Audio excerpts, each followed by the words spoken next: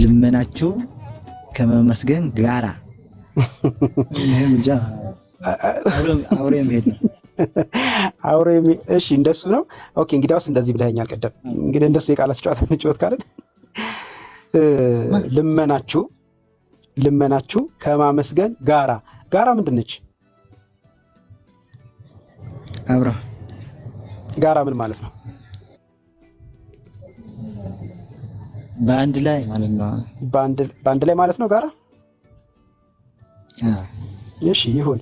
ስለዚህ ሁለቱ የተለያዩ ነገሮች ናቸው ማለት ነው አይደል? ሁለት የተለያዩ ነገሮች አንድ ላይ አደረክ እንጂ አንድ አይደለም አይደል? ጋራ ተራራን ይላሉ ከታች አውሬ አይሄድም። ሲቀጥል የጠየኩህ የቃላት ብያኔ ነው። መጽሐፍ ቅዱስ የቃላት ብያኔ የሚሰጥ መጽሐፍ አይደለም። የቃላት ብያኔ ወይም ደግሞ ትርጉም የምናገኘው እንግዲህ ለአንተ አልነግርህም ከመዛግብተ ቃላት መሆኑ ግልጽ ነው። አሁን በዚህ ጊዜ ሳንገደል ማርያም አማላጅ ናት?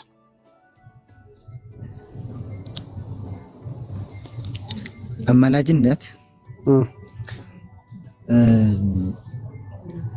ሁለት አይነት አማላጅነት አለ። በፈለከው ውሰደው። ማርያም አማላጅ ናት? መጀመሪያ እሱን መልሰህልኝና ታስረዳኛለህ። ማስታረቅ ከሆነ የሚያስታርቅ አንድ ነው። ማርያም ነች እሷ? አላልኩም። ግልጽ እንዲሆንልኝ ነው። አንድ ነው ብለህ ማስታረቅ ከሆነ የሚያስታርቅ አንድ ነው አልኩ። ማን ነው? እሺ ማን ነው ብዬ ልቀጥል? እሱ እንድጠይቅ ነው። ኢየሱስ ክርስቶስ ይባላል። ማርያምስ? ማርያም በምስጋና ከቅዱሳን ጋር አብረው ያመሰግናሉ፣ በዚያም ይማልዳሉ። ቅዱሳን ምን ማለት ነው? ቅዱሳን ይማልዳሉ ማለት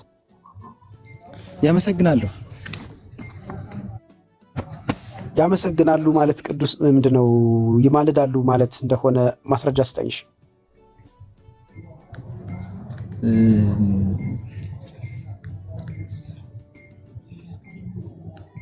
እኛ ስናመሰግን ወይም ደግሞ ስንጸልይ ማመስገን እንዳለብን ተጽፏል። ማስረጃ ስጠኝ። ማብራሪያውን ተውና ማስረጃ ስጠኝ። ምን ልመልከት? ነፃነት እስኪ ጠይቅልኝ።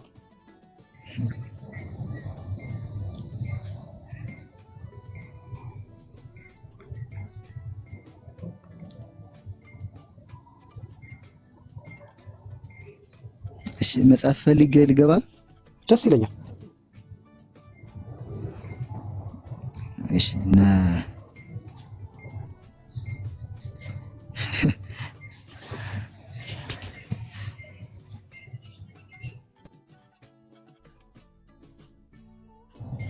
እዚህ ሆነህ መፈለግ ትችላለህ። ይሄን በፍጹም ወረዳ አይኖርብህም። ምን እዚህ ሆነህ የምትፈልገውን መጽሐፍ ፈልግና ስታገኝ አግኝቻለሁ ማለት ትችላለህ። ማይክህን አንስተህ። በጣም ጥሩ። እስከዛ ድረስ እህቶች ወንድሞች ሰላም ብያለሁ። ዳኒሻ ቤትህን ተቆጣጠርኩት አርፍጄ መጥቼ።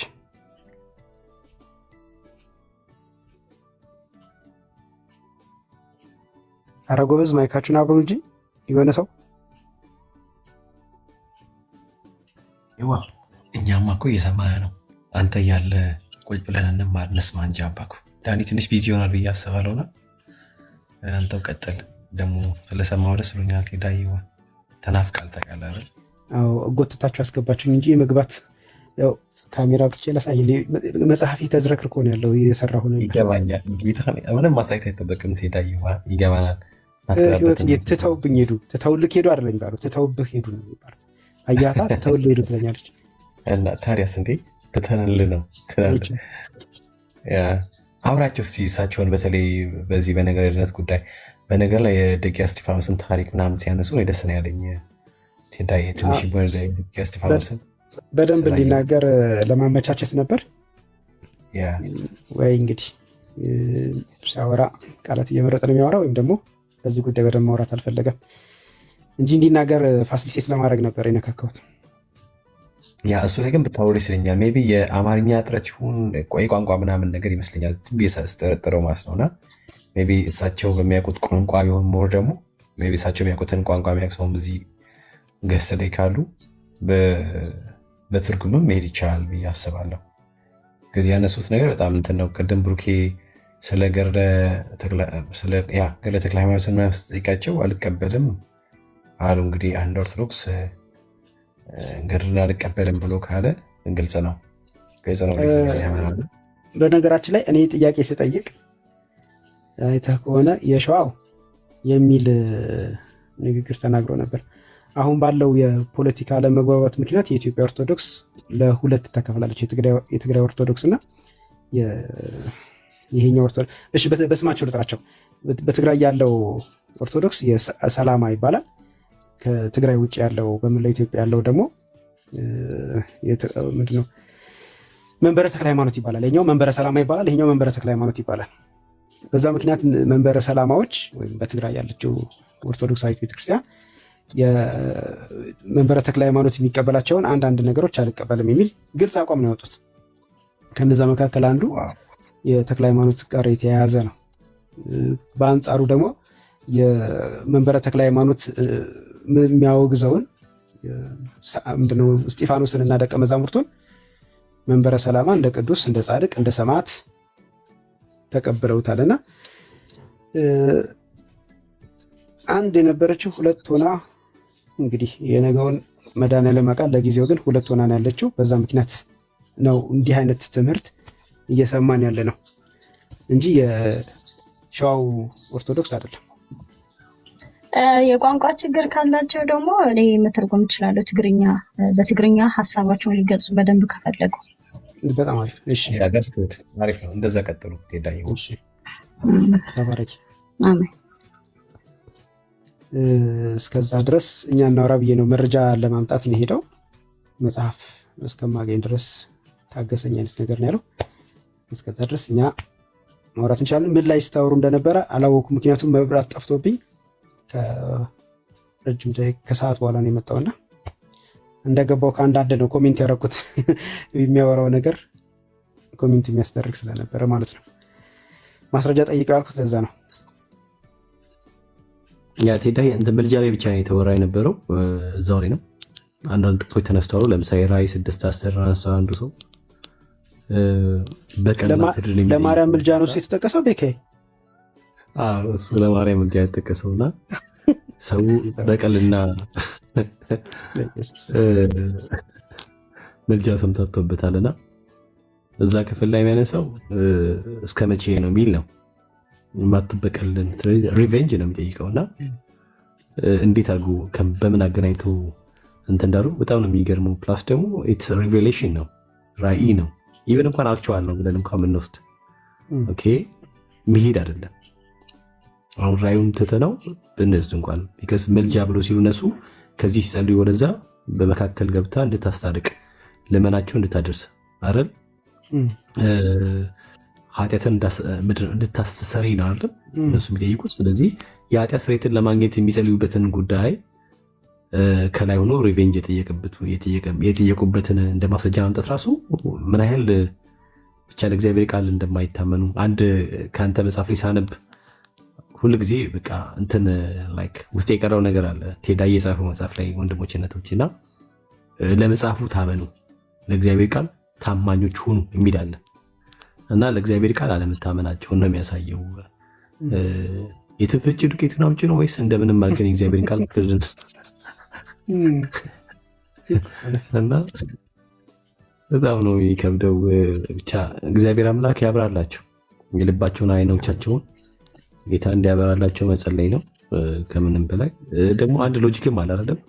አንደኛ ቆሮንቶስ ምዕራፍ 12 ላይ ያለውን ሐሳብ ስለ አካል የሚናገረው ስለ ብልቶች ምናምን ነገር በቤተክርስቲያኑ ስለሚሆነው የአገልግሎት ሐሳብ ወይ ደግሞ ለቤተክርስቲያን ስለ አንዱ ስለሚጠቅመው ስለሚታነጽበት ጉዳይ የተሰጠውን ያን የጸጋ ስጦታ እያንዳንዱ ደግሞ ፋንክሽን የሚያደርገው ለአካሉ ጤንነት እንደሆነ ኦኬ የአንዱ ብልት አለመስራት የአካሉን ጤንነት እንደሚያውክም ጭምር በጣም ክፍሉ በግልጽ ያወራልና ያንም ወስዶ ላይክ በሰማይ ያሉት እነሱ ብልቶች ናቸው እንደውም የተጠጋጉ ከአንዱ ብልት አንዱ ስለሚሻል ስለሚበልጥ ምናምን ብሎ የሚበልጠውን እዛ ወስዶ ይበልጥ ተሰሚና ተደማጭ እንደሆነ መልኩ ለማሳየት የሚሄዱበትም ርቀት አለ ቴዳዬና እሱን ሳስብ ጌታ ሆይ ይላለሁ። እንግዲህ እግዚአብሔር አምላክ አይኖቻቸውን ያብራ። ይሄ እንግዲህ የጨለማው ዓለም ምን ያክል አይምሯቸውን ጨምድዶ እንደሚይዘው የሚያሳይ ነው። አሁን የራእዩን ስትጠቅስ እዚህ ጋር እኮ ማርያም የለችም የሚል ጥያቄ ባነሳብህ የምትመልስልኝ መልስ ይታወቃል። ምንድነው? ማርያም ከቅዱሳኑ እንዳንዷ ነች። ይቺ የመከራከሪያ ሀሳባቸው ትንሽ ታስቀኛለች። ለምን መሰለህ? በእነርሱ ትምህርትና እምነት መሰረት ቤካዬ ማርያም ከፍጡራን በላይ ከፈጣሪ በታች ነች። ያ ማለት ከቅዱሳን ሁሉ በላይ ነች፣ የላቀች ነች። እንደውም ቅድስተ ቅዱሳን ተብላ የምትጠራ ነች። ለቅዱሳን መገኘት ራሱ ምክንያት ተደርጋ የምትቀርብ ነች። ምክንያቱም ባትወልደው ኖሮ የሚል ነገር ታክል ስለሚገባ ማለት ነው።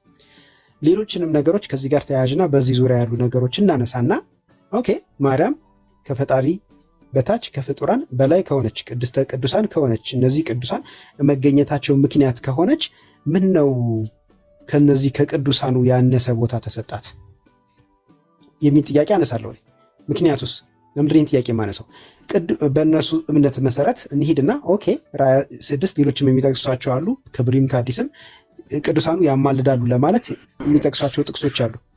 ነገር ግን ማርያም ታማልዳለች ለማለት ነጠላ ንባብ እንኳን ማግኘት አይችሉም። ነጠላ ንባብ እንኳን ማግኘት አይችሉም። ሌሎቹ ያማልዳሉ ለማለት ምንባብ አምጥተው መላእክት ያማልዳሉ ማስረጃ፣ ዘካርያስ፣ ቅዱሳን ሰዎች ያማልዳሉ ማስረጃ፣ ቀደም የጠቀስከውን እንጥቀስና ራእይ ዮሐንስ እንደዚህ እያሉ ማስረጃ ማቅረብ እየተፍጨረጨሩ እየሞከሩ ከቅዱሳን በላይ ከፍጡራን በላይ ተብላ የምትጠራው ማርያም ግን ነጠላ ጥቅስ የላትም። ከዛ በኋላ እንደ አንድ ቅዱስ እታች ትወርድና ከነርሱ ሁሉ በላይ የነበረችው እታች ትወርድና ከነርሱ ጋር ጥቅስ ስትሻማ ታያታለህ። ሊያውም ለሷ በማይስማማ ጥቅስ ስትሻማ ታያታለህና ትምህርታቸው ምን ያክል ድኩማን እንደሆነ ምን ያክል ምንድነው ለፈስፋሳ እንደሆነና በግድ እመነኝ በቃ ነገር ያለው እመነኝ አይነት እንደሆነ ይሄ መንገዳቸው ብቻ ጥሩ ማሳያ ነው ብዬ አስባለሁ። ሌላ ስለ ህብር ምንድነው ስለ አካሉ የሚነሳው ላይ እሺ አካል ነች ነው ኦፍ ኮርስ ምንም ጥያቄ የለውም፣ እውነት ነው። የቤተክርስቲያን አካል ነች። ያ ማለት የቤተክርስቲያን አካል ከሆነች እንደ አንድ ምንድነው ድንጋይ ቤተክርስቲያን እንደተገነባችበት እንደ አንድ ድንጋይ አለበለዚያም ደግሞ እንደ ሰው ከወሰድከው እንደ አንድ ሰውነት አካል ሆና ትገለጣለች። እሺ ለምሳሌ እሷ አይን ብትሆን እና አንድ ሰው እጅ ቢሆን እጅ ለአይን ጸልይልኝ ብሎ ይጸልያል ወይ? እጅ ለአይን ለምንልኝ ብሎ ይለምናል ወይ? ሁለቱም አንዱ አካል ላይ አይደለም እንዲያሉት። ማን ነው ወደ ማን የሚለምነው የሚጸልየው? እሺ እንደሱ ከሆነ እሷ የቤተክርስቲያን አካል ነች ወይም ደግሞ የብልቱ አካል ነች። ስለዚህ ብልቱ ደግሞ እርስ በርስ ይደጋገፋል፣ እርስ በርስ ይጠያየቅ ምንድነው ይጠቃቀማል፣ እርስ በርስ አገልግሎት ይሰጣጣል ነውና እጅ ወደ አይን የሚጸልይ ከሆነ አይንም ወደ እጅ ይጸልያል ማለት ነው። ስለዚህ አቡነ ማትያስ የቤተክርስቲያን አካል ናቸው እና እሳቸው ወደ ማርያም የሚጸልዩ ከሆነ ማርያምም ወደ አቡነ ማትያስ ትጸልያለች ማለት ነው።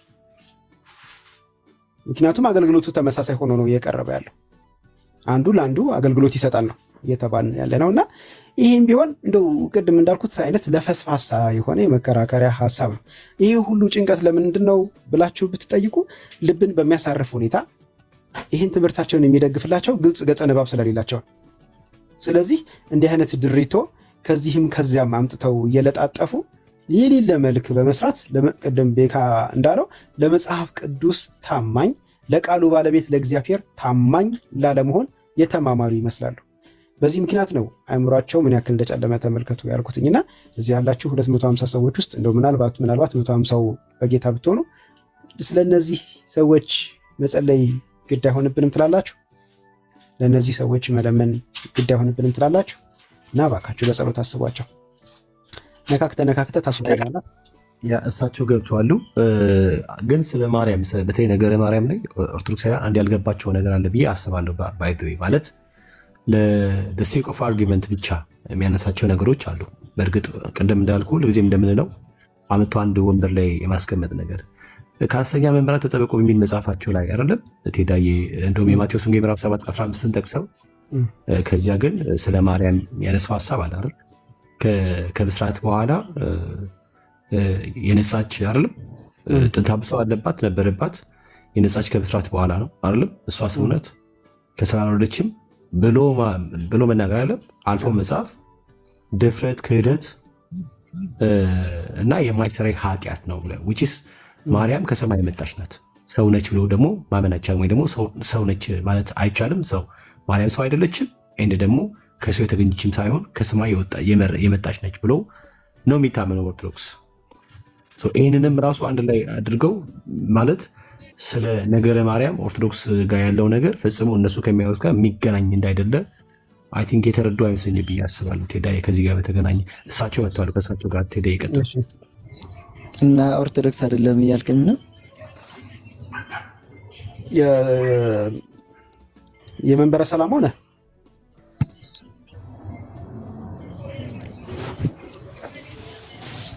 ሓሳብኩም ብትግርኛ ክትገልጹ ተደልዮም ኣነ ክብረልኩም ክእል ናይ ውሽጢ ማለት ናይ ልብኩም ንምግላጽ ተደልይኹም ኣነ ብኣምሓርኛ ክትርጉመልኩም ክእል እንተደልይኹም ተባረኹ። አጠንቆርጠም ላል ወጽ ይላል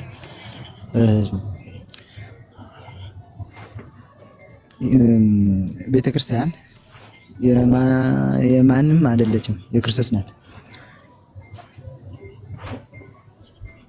ታዲያ ቅድም ለምን እየሰላም ቢሆን አንዴ ቆይ መንበረ ሰላማም ቢሆን መንበረ ተክለ ሃይማኖትም ቢሆን ይሄ መንበር ምናምን የሚባል ነገር ይሄ ፖለቲካ ጉዳይ ነው። ቤተክርስቲያን የክርስቶስ ብቻ ነች። አስተምሮ መሳደብ ግን ትንሽ ደስ አይልም። ማን ተሳደበ ይሆን አባቴ? ይቅርታ እንጠይቃለን እንዴ ተልፋሳ ማለት እንዴ? እሺ ካልሆነ እሺ ይቅርታ ጠይቃለሁ። አሁን ችግር የለውም። እኔ ነኝ እሱን የተናገርኩትኝ። ስለዚህ ንግግር ይቅርታ። ግን ልክ አይደለህም ብለህ ልክ እንዳልሆንኩ ካሳየኸኝ ደግሞ ይቅርታ መጠየቅ ብቻ ሳይሆን ከአንተ ትምህርት ጋር መስማማለሁ። እና ለጊዜው አላገኘሁም። ሌላ ቀን የቤት ስራ ይሁን። እሺ ተቀብያለሁ። ስለዚህ ወደ ርዕሱ ተመልሰን እኔ ርዕሱን በተመለከተ ነው ይሄ ትምህርት ለፈስፋሳ ነው ያልኩትኝ። አንተ ይሄንን እንደ ስድብ ወስደህብኛል። እሱንም ይቅርታ ጠይቄያለሁ። ግን ደግሞ ይቅርታ ከመጠየቅም በዘለለ ደግሜ እንደዚህ እንዳልል ከትምህርቱም ጋር እንድስማማ በማስረጃ ልታሳየኝ ትችላለህ? የማርያም ምልጃ መጽሐፍ ቅዱሳዊ መሆኑ መጽሐፍ ቅዱሳዊ አይደለም ብዬ ስላመንኩ ነው እንደዛ የተናገርኩት።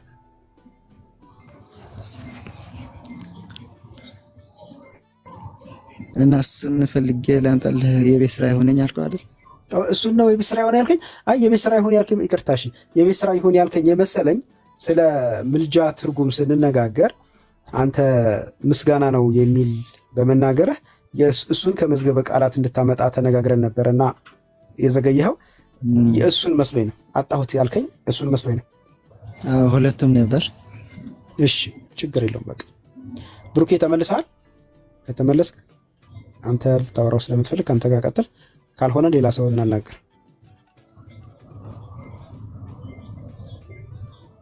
ብሩኬ ስቲል ስልክ ላይ ነው ማለት ነው። እሺ ብሩኬ ሊያወራህ ስለሚፈልግ እስጢፋኖስ ትንሽ ታገስ። ከሌላ ሰው ጋር ላወራ እስከዛ። እሺ እግዚአብሔር ያክብርልኝ። በዳለም ነው የሚለው። ሰላም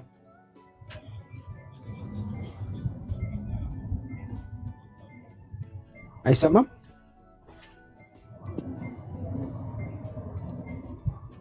እሺ የማይሰማ ከሆነ ቦታውን እንጠቀምበት። ለሌላ ሰው ላስወርድህ ነው። ሰላም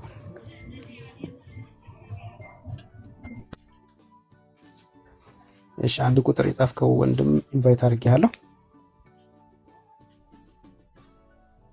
ለመግባት ከሆነ ተቀበለኝ። ከታች ውሸታም ስትል ነበረ ድንበሩ። እባክህ ናና ምን እንደዋሸን ነግረህ አርመን። ድንበሩ ሰላም፣ እንኳን ደህና መጣ። እንኳን ደህና ቆየ። ከየት ቤተ እምነት? ግን አልሰማሁም። ከየት ቤተ እምነት ነው? አለን። ሰላም ናቸው? እግዚአብሔር ይመስገን። ከየት ቤተ እምነት ነህ?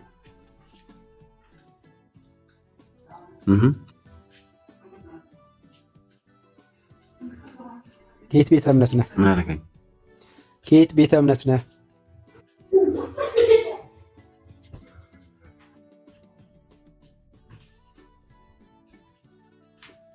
ድንበሩ ልኬልሃለሁ። አይ ሞዴሬተሮች ፍጥነታችሁ እኮ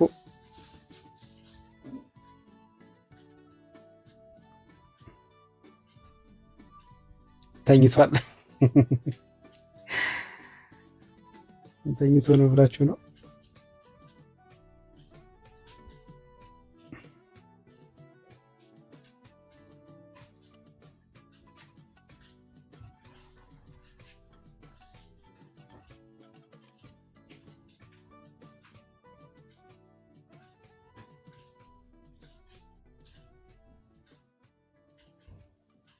ድንበሩ ኮሜንት አድርጎ ወደ ጎረቤት ሀገር ሄዷል መሰለኝ።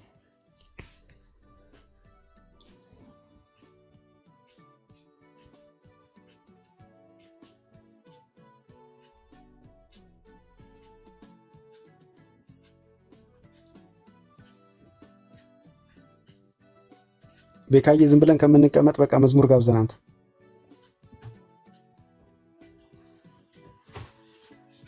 በዚህ ምሽት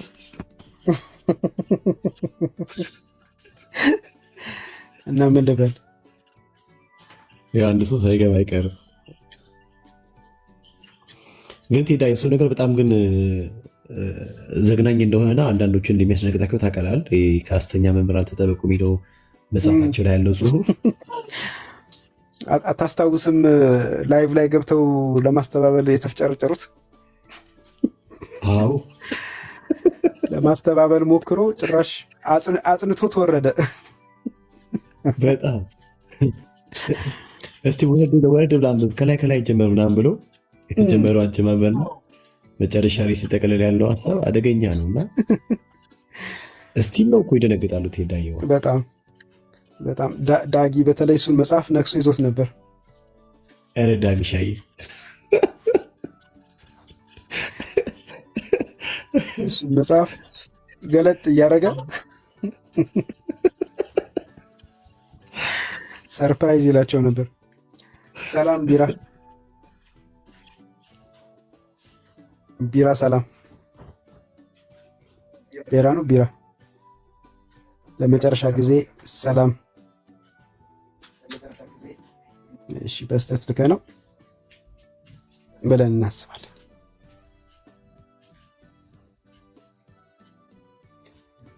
እሱንና የቤተ ክርስቲያን ጸሎት የሚለውን መጽሐፍ በጣም ይወደዋል። አዎ በጣም ነው የሚወዳት። በተለይ ነገረ ማርያምን በጣም ነው የሚወዳት። በጣም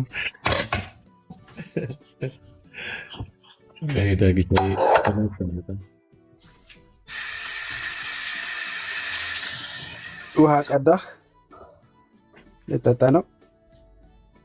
ሚውት አደረገው። ሚውት አታርገው። ሰላም በለን።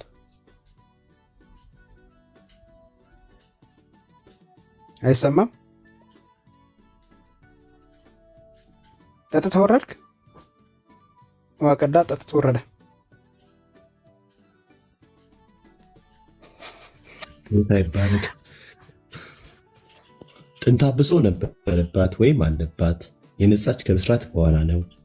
እርሷ ሰው ናት ከሰማይ አልወረደች እያሉ መናገር፣ ከዚያም አልፎ መጻፍ መሳሳት ብቻ ሳይሆን በደል፣ ድፍረት፣ ክህደት የማይሰረይ ኃጢአት ነው።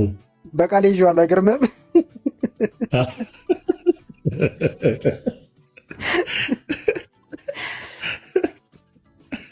ከአንተ እኩል አልኩት እኮ። ማን ነው ያ? ምን አልክ እስጢፋኖስ? ማን ነው ያለው? መንበረ ተክለ ሃይማኖት እነሱ ይሆናሉ።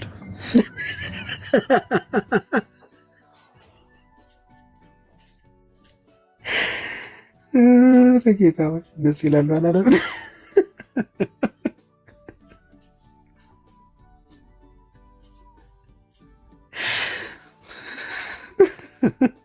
ለምንድን ነው እነሱ የሚሉት?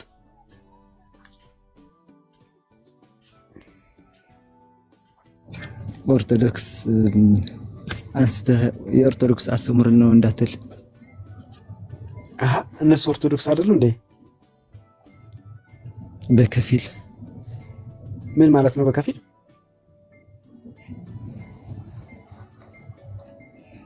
ከፊል በአማርኛ ምንድን ነው ነበረ? ልክ ነው። በከፊል ነው። ግን ምን ለማለት ፈልገህ ነው ማለት ነው?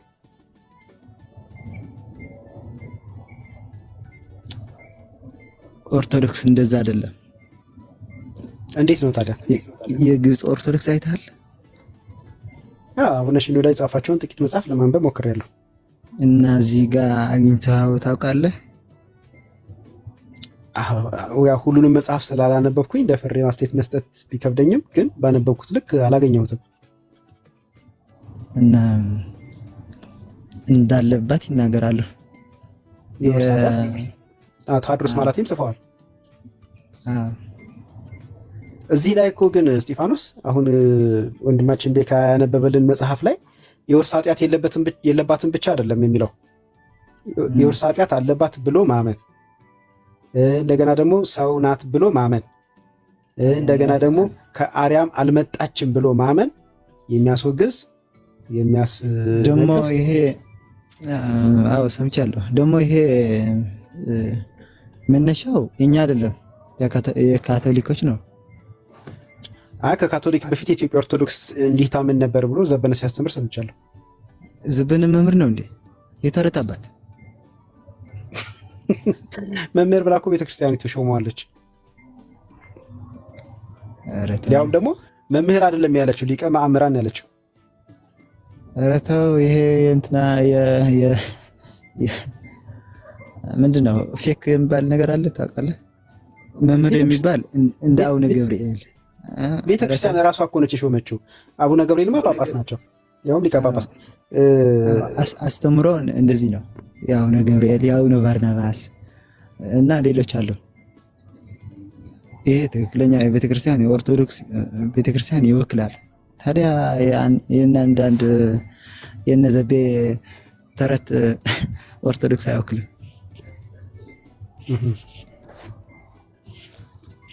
ስለዚህ በስህተት ነው መምህር የሚባለው።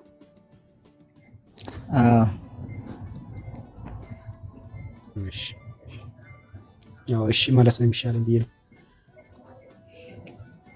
አይደለ? አዎ ይሻላል። እና ከነ አቡነ ገብርኤል አንድ ከሆነ ትክክል አይደሉም ማለት ይቻላል አይደለ?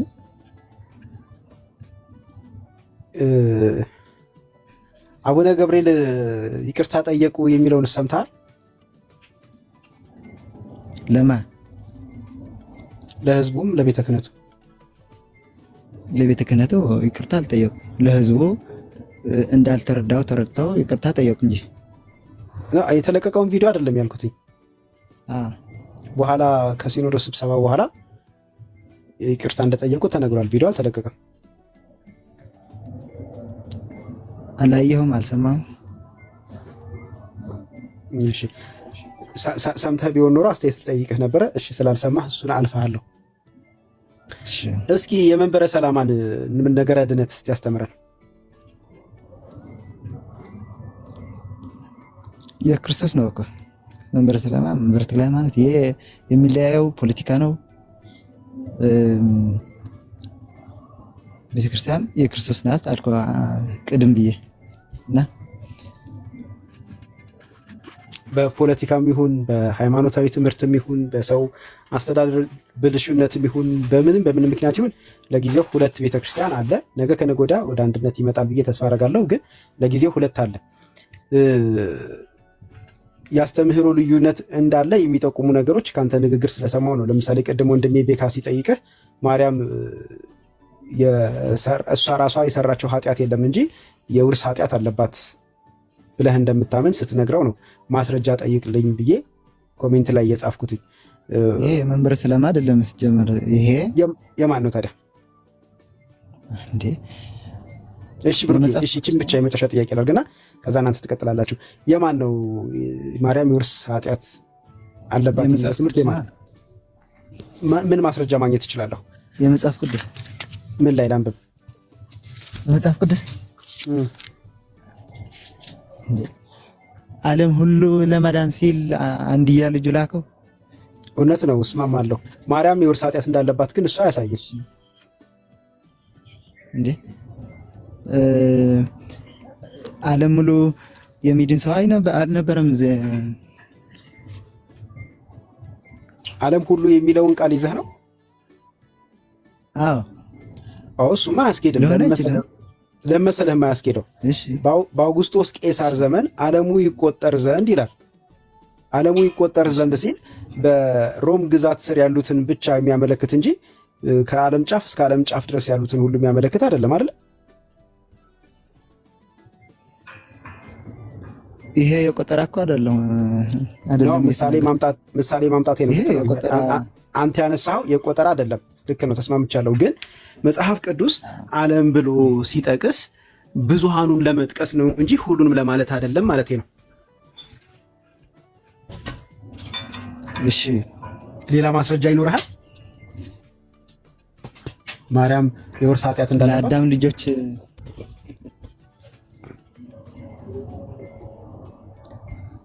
የተሰቀለው ለዓለም ለመዳን ስለሆነ ዓለም ወይም ደግሞ ለሁሉም የሰው ልጆች ለመዳን ክርስቶስ ስለተሰቀለ ማርያምም እንደ ሁሉም ሰው ስለሆነች። እሺ፣ አላጠገበኝም። በቃ እሺ፣ ከዚህ በላይ አላድክምህ። በቃ ከብሩኬ ጋር ቀጥሉ። ብሩኬ ማይክ ፍሪ።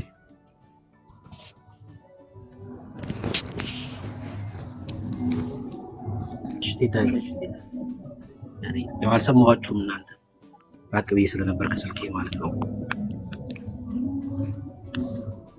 እኔ ግን ከመዳን አንጻር ጥያቄ ስላለኝ ነው ለአባ እስጢፋኖስ። እሺ፣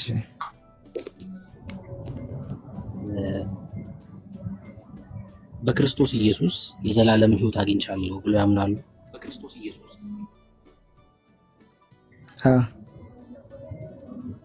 መቼ ነው ያገኙት? ሳምን። መቼ ማለት ነው ያመኑት? ከመንኩ በኋላ። አይ መቼ ነው ማለት ነው ያመኑት? መቼ ነው ያመኑት? በዓመተ ምህረት ነው ጊዜውን ማለት ነው። ጊዜ ነው የጠየቁት። አዎ መቼ ነው ያመኑት? ከምን ያህል ዓመት በፊት? ምን ሰምተው አመኑ? ኢየሱስ ክርስቶስ ወልደ እግዚአብሔር ያው መሆኑ። እሺ፣ ይሄን መቼ ነው የሰሙት? ኢየሱስ የእግዚአብሔር ልጅ መሆኑን መቼ ነው የሰሙት? መጀመሪያ ከወላጆቼ ሲሉ የት ማለት ነው? ማህፀን ውስጥ በ40 ቀን በ10 ዓመት መቼ ማለት ነው? በ40 ቀን ነው። በ40 ቀን የሰሙት ወላጆቹት ኢየሱስ ክርስቶስ የእግዚአብሔር ልጅ መሆኑን በ40 ቀን ለእርሶ መሰከሩ? ወላጆቼ መስክረው አጥምቀው እኔ የእግዚአብሔር ልጅ እንደሆንኩ ከዚያ በኋላ ተጠመቁ። ያ ማለት ቤተሰቦቹ ኢየሱስ እርሱ የእግዚአብሔር ልጅ ነው ብለው ሲሰብኩት እርሱ ደግሞ አሜን ብለው ተቀበሉ ማለት ነው።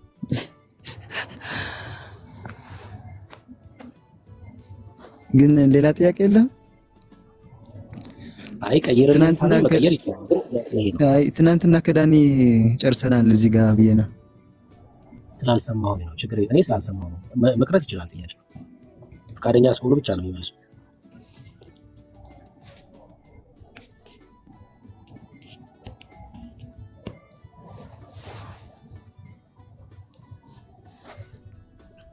ማለት የምትጠይቀውም በቀጥታ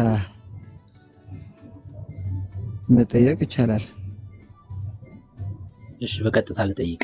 ቤተሰቡ ኢየሱስ የእግዚአብሔር ልጅ መሆኑን በ40 ቀኑ ሲመሰክርሉት እርሱ ደግሞ አዎ አሜን ብለው ተቀበሉ ወይ ነው ጥያቄ። አላልክም። ምስክርነት ብቻ ነው የሰሙት እንጂ አልተቀበሉም እርሱ። ኧረ አላውቅም። ታዲያ ተሰብኬ ነው ኢየሱስ የእግዚአብሔር ልጅ መሆኑን አምኜ ዳንኩት ስላሉ።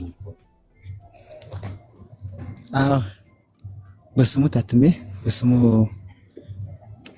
አምኜ ከዛም በዘይት የታተሙት በስሙ ሳይሆን በ40 ቀን በዘይት ነው ሊሆን የሚችለው። የታተሙት በሜሮን ነው እንጂ በስሙ ሊሆን አይችልም። ሰው ካላመነ በስሙ ሊታተም አይችልም በጭራሽ። በተስፋው መንፈስ የምንታተመው ሰው በክርስቶስ ኢየሱስ ሲያምን ነው አይደል? ኤፌሶን መልእክቱ ላይ ጳውሎስ ሲናገር ምዕራፍ 1 ላይ ሲናገር እንደዚህ ይላል። ጌታ ስሙ ይባረክ። በኤፌሶን መልእክቱ ላይ እስኪ ላንብበው። ምዕራፍ 1 ቁጥር 13 እናንተም ደግሞ የእውነትን ቃል ይኸውም የመዳናችሁን ወንጌል ሰምታችሁ ደግሞ በክርስቶስ አምናችሁ በተስፋው መንፈስ በመንፈስ ቅዱስ ታተማችሁ ይላል። ሰው በመንፈስ ቅዱስ ቢታተመው የእውነትን ቃል ሰምቶ የመዳንን ወንጌል ተሰብኮት ደግሞ በክርስቶስ ኢየሱስ አምኖ በተስፋው መንፈስ በመንፈስ ቅዱስ ይታተማል። ይሄ መጽሐፍ ቅዱስ እንደዚህ ያስተምራል። እርሱ ግን በ40 ቀኖት የታተሙት በዘይት ነው። እሺ የዘላለም ሕይወት አለኝ ብለውኛል። ይሄ የዘላለም ሕይወት እስከ መቼ ድረስ ነው የሚቆየው? የዘላለም ካልክ የዘላለም ነው። ያ ማለት በእርሱ ኃጢአት መስራት አይጠፋም ማለት ነው። የዘላለም ነው ካሉ ነው ወይስ ኃጢአት እስኪሰሩ ድረስ ብቻ ነው የሚቆየው? ኃጢአት ይሰራ አይሰራ ከመካድ ውጭ የዘላለም ሕይወት አለኝ። ከካድኩ ተላቀቅኩ ወይም ደግሞ ወደ ግብጽ ተመለስኩ ማለት ነው። ያ ማለት ኃጢአት በመስራቴ ምክንያት የሚጠፋ አይደለም እያሉኝ ነው። ሰው ኃጢአት ሰርቶ የዘላለም ሕይወቱ አይጠፋም? ኃጢአት ሲሰራ የዘላለም ሕይወቱ አይጠፋበትም? ንስሐ እኮ አዘጋጀልኝ። በንስሐ የዘላለም ሕይወቴን አስጠብቃለሁ ነው። ምናልባት በድለው ኃጢአት ሰርተው ንስሐ ሳይገቡ ድንገት ቢያልፉ ሲጠፋል የዘላለም ሕይወቱ?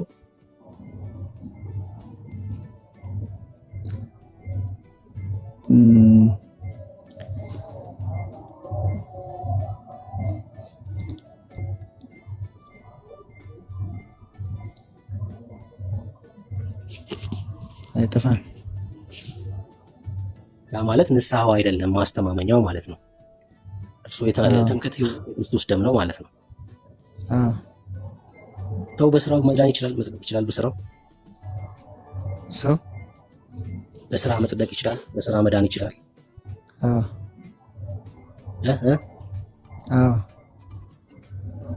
በስራዎት ነው እርሱ የጸደቁት የዘላለም ሕይወት ያገኙት በስራዎት ነው። አዎ በስራ ከሆነ ታዲያ የዘላለም ሕይወት በስራ ከሆነ የእርሱ ስራ የዘላለምን ሕይወት እንደሚያሰጥ በምን አወቁ? ጥሩ የኔ ስራ ኢየሱስ ወልደ እግዚአብሔር ያው መሆኑን ማመን ነው። እሺ እሱ የእግዚአብሔር ስራ እንደሆነ በዮሐንስ ወንጌል መጽሐፍ ምዕራፍ 6 ላይ ይናገራል። እኔ ጥያቄ ምንድነው? የእርሱ መልካም ሕይወት በዚህ ምድር ላይ ያሉት መልካም ሕይወት ለመዳን ነው ወይ ነው ጥያቄ። ወይ ደግሞ በክርስትና ሕይወት መመላለሶት ለመዳን ወይ ነው? ስለዳንክ ነው። ለመዳን ተብሎ የሚሰራ መልካም ስራ የለም ማለት ነው። ድኛለሁ ከአንድ ጊዜ ሌላ መዳን የለም። መዳን አንድ ጊዜ ነው አዎ ያስተምራሉ በቤተክርስቲያን። አዎ ይሄን ትምህርት ያስተምራሉ እርሱ ባሉበት አካባቢ። አዎ እና ይሄን ትምህርት ብዙዎች ያምናሉ፣ ይቀበላሉ። ታዲያ ለምን አልቀበልም? አይ እርሱ ሳይሆኑ የእርሱ ተማሪዎች የእናንተ ስራ አያድናችሁም፣ የሚያድነው ኢየሱስ ክርስቶስ ብቻ ነው ብሎ ሲሰብኩ ጥያቄ ያነሱም ይቀበላሉ? ወይም ይሄን ትምህርት ተቀብለዋል? አዎ ይቀበላሉ። ይቀበል አይቀበል እኔ መናገሬ ነው። የኔ ድርሻ መናገሬ ነው። እነሱ ከተቀበሉ ያመልጡበታል ነው። ጌታ ይባርኩት። ጥሩ ነው ያለው መረዳት ቆንጆ ነው። ጌታ ክርስቶስ ኢየሱስ ደግሞ ከዚህ በላይ ጸጋውን ያብዛሉት፣ ቃሉን እንዲገልጡ ይርዳውት። በክርስቶስ ላይ ያለ ደግሞ ትምክት ከዚህ በላይ በጸጋው ይጨምሩሎት። ደስ ብሎኛል የመለሱት መልስ ክርስቲያናዊ መልስ ስለሆነ ሰው ለምሳሌ ቅድም ሰምታችሁ ከሆነ እኔ ለማርያም አልሰግድም አሉ። ለማርያም ስዕል አልሰግድም አሉ። ሰው አልሰግድም ማለት የሚችለው ሲድን ብቻ ነው። እሺ የሚቀበለው መንፈስ እንደዚህ አይነት ልምምድን እንዲቃወም ያደርገዋል። ማረጋገጫው ደግሞ አሁን የተናገሩት ነገር ነው። አብዛኛው ሰዎች የዘላለም ሕይወት አለን ይሉና ያ የዘላለም ሕይወት ግን በእነሱ ዓለም እሳት ላይ የተመሰረተ ነው የሚሆነው። ያ ደግሞ መጽሐፍ ቅዱሳዊ አይሆንም በጭራሽ። የዘላለም ሕይወት ዋስትናችን የክርስቶስ ኢየሱስ ደም እንጂ የኛ ማንነት የኛ ብቃት አይደለም፣ የኛ መትጋት አይደለም። በቃ ደሙ ነው ዋስትናችን። በሰዎች እጅ ላይ ያለ የዘላለም ሕይወትማ ቢሆን የዘላለም ሕይወት ተብሎ ራሱ አይነገርም ነበር። የኔ ሕይወት ነበር የሚሆነው በኔ እጅ ላይ ያለ ቢሆን የቴዲ ሕይወት ነበር። ቴዲ እስከ በረታ ድረስ ብቻ የሚሆን ነበር ሕይወት ያ ሕይወት ማለት ነውና ሰው ይሄን ከተረዳ በቃ ትልቅ ነገር ነው። ሌላው ነገር በሂደት ደግሞ ይገለጣል ብዬ አምናለሁ። ደስ ብሎኛል። የሚሉት ነገር ካለ እሰማለሁ።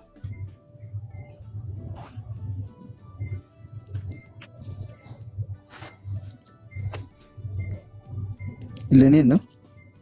አዎ የሚሉት ማንሳት የሚፈልጉት ሀሳብ ካለ ለእርሶ ልስጦትና ከሌላ ሰው ጋር እንቀጥላለን። እኔማ ወደ ቀጥተኛ ሆነ አስተምሮ እናንተም ኑ ብዬ እጠራችኋለሁ።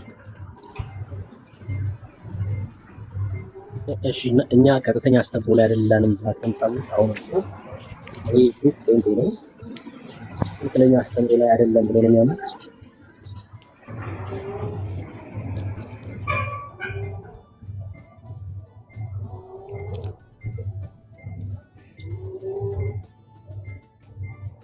አባ እስጢፋኖስ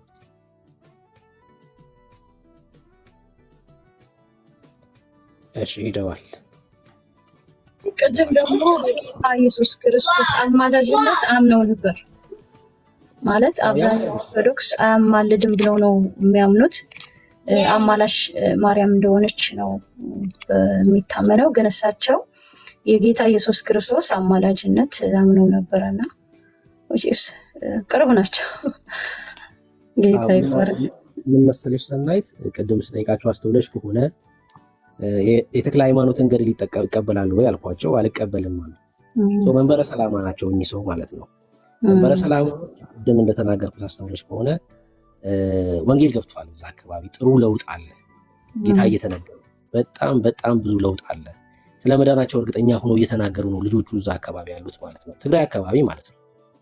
እና ጥሩ ለውጥ አለ። ጌታ ክብር ለኢየሱስ ይሁን። እኛም ይሄን ነው የምንፈልገው ማለት ነው። ሰው ጴንጤ የሆነ ኦርቶዶክስ ሆነ አይደለም ጉዳያችን፣ ሰው እንዲያመልጥ ነው፣ ከሞት እንዲያመልጥ እና እዛ አካባቢ ጥሩ ለውጥ አለ። ለዛ ነው የኢየሱስን የሚቀበሉት እነዚህ ሰዎች ስለ መዳናቸው ህብረትን ለይተዋል። ስልክ ድምፅ አለ አንቺ ጋር ሲናገሩ ሰምታችሁ ከሆነ እሱማ የሸዋ አካባቢ እኔ አሁን ሸዋ ይቅርና ግን ተረት ነው በቃ ተረት ነው ብለው የማይቀበሏቸው ትምህርቶች አሉ። ይሄ በጣም ትልቅ ለውጥ ነው። ክብር ለኢየሱስ ይሁን። ኦሮሚያ አካባቢ ያለው ለውጥ ማለት ነው። ትግራይ አካባቢ ያለው ለውጥ እጅግ በጣም በቃ የሚያስደስት ነው። ጌታ በአንድም በሌላም ልጆቹን እየተጣራ ነው። ደግሞም የአሕዛብ ሙላት ሊሆን ስለሆነ ይሄ መሆኑ ግዴታ ነው፣ መሆኑ የግድ ነው። ከዚህ በላይ ገና የሰው ሰራሽ ትምህርት የጣዖት አምልኮ ባናቱ ነው የሚገለበጠው። ገና ታያላችሁ። የእግዚአብሔር ክብር ኢትዮጵያ ላይ ከዚህ በላይ ከፍ ብሎ ይታያል። ሰው ሰራሽ ትምህርት፣ የሰው ትብታብ፣ ሰዎች ወደ ህይወት እንዳይመጡ የከለከለ መንገድ የዘጋ ሁሉ ያ ሁሉ ከኢትዮጵያ ምድር ላይ ይወገዳል። ከኢትዮጵያ ምድር ላይ ይወገዳል። ሰዎች እውነተኛውን የእግዚአብሔርን መንገድ ካወቁ የእግዚአብሔርን ሐሳብ ከተረዱ በቃ አለቀ እኮ። ምንድነው እኛ የምንፈልገው? እኛ አሁን አባ እስጢፋኖስ የተናገሩት ነገር ምንም የሚጎረብጥ ነገር አለው? ምንም እኮ በቃ ኢየሱስ ትልቅ ቦታ ያለው ስፍራ ላይ ይገኛል። በቃ ኢየሱስ ብቻውን ያድናል። ኢየሱስ ብቻ ነው የዘላለም ሕይወት ብሎ አንድ ሰው የሚያምን ከሆነ የእግዚአብሔር መገኘት አለ እዛ ስፍራ ላይ። በቃ የእግዚአብሔር መገኘት አለ። እግዚአብሔር የማይኖረው እግዚአብሔርም ጣዖታትም እኩል የሚጠሩበት ስፍራ ላይ ነው። የሚጠሩበት ስፍራ ላይ ነው። ለምንድን ነው አሁን ህብረት ማድረግ የማንችለው? እዚህ አዲስ አበባ አካባቢ ያሉ ሰዎች ሄደን ህብረት ለምንድን ነው ማናረገው? ጌታም አርሴማም እኩል ወንበር ላይ ስለተቀመጡ ነው። እንደዚህ አይነት ስፍራ ላይ ደግሞ እግዚአብሔር የለም። የእግዚአብሔር መገኘት በጭራሽ የለም። እግዚአብሔር የሚኖረው እርሱ ብቻ የሚጠራበት እሱ ብቻ የሚነግስበት ስፍራ ላይ ነው ያለው። እግዚአብሔር ክብር ከቤተ መቅደሱ መውጣቱን ተመለከተ ሕዝቅኤል ማለት ነው። በኮቦሮንዝ እያለ ሕዝቅኤል መጽሐፍ ምዕራፍ 8 ላይ ስታነቡት የእግዚአብሔር ክብር ከቤተ መቅደሱ ወጣ ይላል። ምክንያቱም እዛ አካባቢ ጣዖት አምልኮ ተጀምሮ ነበር። እግዚአብሔር ጣዖት በሚመለክበት ስፍራ ላይ አብሮ አይኖርም። እግዚአብሔርንም ጣዖትም አብረህ አታመልክም ወዳጄ። ለማርያምም ለኢየሱስም እኩል አብረህ አትሰግድም እያልኩ ነው ያለሁት። ይመስልሃል ለኢየሱስ እየሰገድክ ያለ አይደለም፣ በጭራሽ። ጣዖት በሚመለክበት ስፍራ ላይ ኢየሱስ አይኖርም። ኢየሱስ አይኖርም። አይመጥነውም። ያ ሰፈር ያ ቦታ ለአምላክ የሚገባ አይደለም። ሰው አይኖርም እንደዚህ አይነት ቦታ ላይ። ብቻውን ከፍ ስታረገው፣ ብቻውን ስሙን ስትጠራ፣ ብቻውን አንተ ይገባል ስትለው እግዚአብሔር ክብር አለ በዛ ስፍራ ላይ። የእግዚአብሔር ክብር አለ በዛ ስፍራ ላይ። ክብር ለኢየሱስ ይሁን። ጥሩ ነው ያለው ነገር ጥሩ ነው። እዛ አካባቢ ያለው ነገር የወንጌል እሳት በደንብ ገብቷል። በቃ ገብቷል። ከዚህ በላይ ደግሞ ልባቸውን ይቀይር። ከዚህ በላይ ማምለጥ ይሆንላቸው። ህዝባችን ብዙ ዓመታትን በጨለማ ውስጥ አስሮ ኖሯል። ህዝባችን እውነት በሚመስል ክርስትና በሚል ስም ጥብታብ ውስጥ ቆሟል። ህዝባችን የምር የለማት ኢየሱስን የሚል ስም እንኳን ያልሰሙ ሰዎች ነገር ግን ክርስቲያን ተብለው የሚጠሩ ወገኖቻችን አሉ። በዚህም ዘመን ጭምር ማለት ነው። በዚህ ዘመን ጭምር አብቅቷል ያ ጊዜ። የምሬን ነው የምላችሁ። በአንድም በሌላ እንደዚህ አይነት መከፋፈሎች ለሰዎች መዳን ምክንያት ሆኗል። የመከፋፈሉ ልክ ነው ብዬ ባላምንም፣ እኔ እንደዚህ አይነት ነገር ባልደግፍም፣ ግን በአንድም በሌላ ጥቅም ይዞ መጥቷል። ጌታ ይባረክ። ሰዎች አምልጠዋል። ሰዎች እውነትን ወደ ማወቅ መጥተዋል። አይገርምም? አይሰማም። ትግራይ አካባቢ ሄዳውን ተክለ ሃይማኖት ብትሉ ይስቅባል። ምን ማለት ነው ነው የሚልክ ይስቅባል። አባቶቻችሁ ናቸው ወጥተው በመጽሐፉ ሲሳለቁ የነበሩት። መንበረ ሰላማ እዛ ያሉት አባቶች ገድሉን ይዘው ሲሳለቁበት ነበር። ይሄን በአይናችን ተመለከትን። በአይናችን ለማየት በቃ። ክብር ለኢየሱስ ይሁን። ገና ከዚህ በላይ እነዚህ መጽሐፍቶች ተዋርደው በራሳቸው ሰዎች መሳለቂያ ይሆናሉ። ክብራቸውን አሁንም ማጥተዋል። ከዚህ በላይ በባለቤቱ በራሱ እውነት ናቸው ብሎ በተቀበለው ምዕመን እጅ ይዋረዳሉ። ገና ሰይጣን ይረገጣል፣ ይቀለድባቸዋል። ከዚህ በላይ ክብራቸውን አጥተው እንደ ምናምንቴ ይጠራሉ እነዚህ መጽሐፍቶች። አዎ ምናምንቴዎች ናቸው። ደግሞ የጌታን ክብር የከለሉ ጌታ በሚጠራበት ስፍራ ላይ እነሱ ገነው ያሉ የሲኦል መንገዶች። ክብር ለኢየሱስ ይሁን። አብቅቷል። አሁን ክብር ለኢየሱስ ይሁን። የዘላለም ሕይወት ወደ አብ መግቢያችን፣ ዝንጥፍ ጌጣችን፣ የጽድቅ ልብሳችን፣ በአብ ፊት መቆሚያችን ኢየሱስ ክርስቶስ ብቻ ነው። ኢየሱስ ክርስቶስ ብቻ። ክብር ለኢየሱስ ይሁን። ክብር ለኢየሱስ ይሁን። ከዚህ በላይ በእኛ ዘመን ብዙ እንመለከታለን። ትንቢት መስሏችሁ ነው? አይደለም። ጌታ ይሄን ያደርጋል። የሚሆን እውነት ነው። ትውልዳችን ያመልጣል። ከዚህ የተረገመ ትምህርት ትውልዳችን ያመልጣል። ለእግዚአብሔር እየቀኑ እየመሰላቸው፣ ለሃይማኖታቸው እየቀኑ እየመሰላቸው በጨለማ ውስጥ የሚጓዙ ብዙ ወንድም እህቶች፣ ዘመዶቻችን፣ ቤተሰቦቻችን አሉ። በተለይ ሰሜኑ ክፍል ማለት ነው። ሰሜኑ ክፍል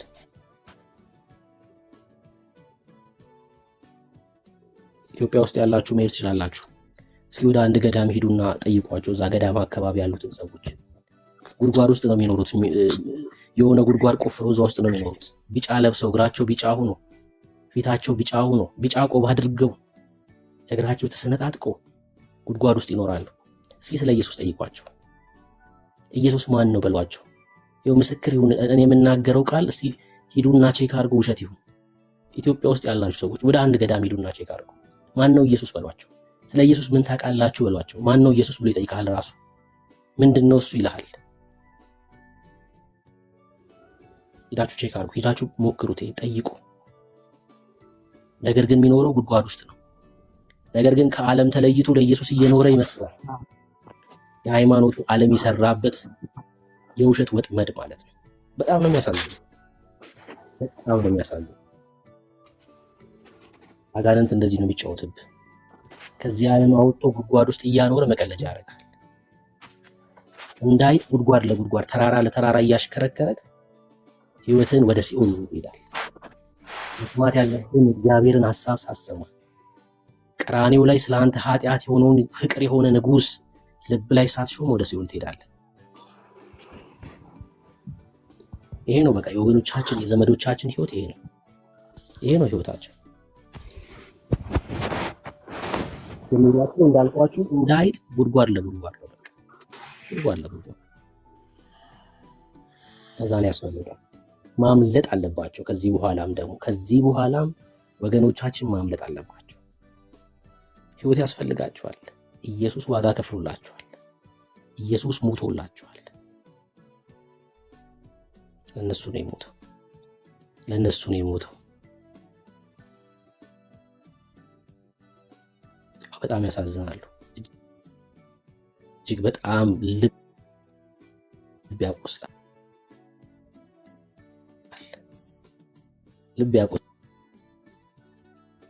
በጣም ኦርቶዶክስ ስለዚህ በጣም ተጠያቂ ናት። ይሄን ሁሉ ዘመን ማለት ነው የኢትዮጵያ ኦርቶዶክስ ይሄን ሁሉ ዘመን ይሄን ሁሉ ህዝብ ይዛ ወደ ሲኦል እየወረደች ነው ያለችው።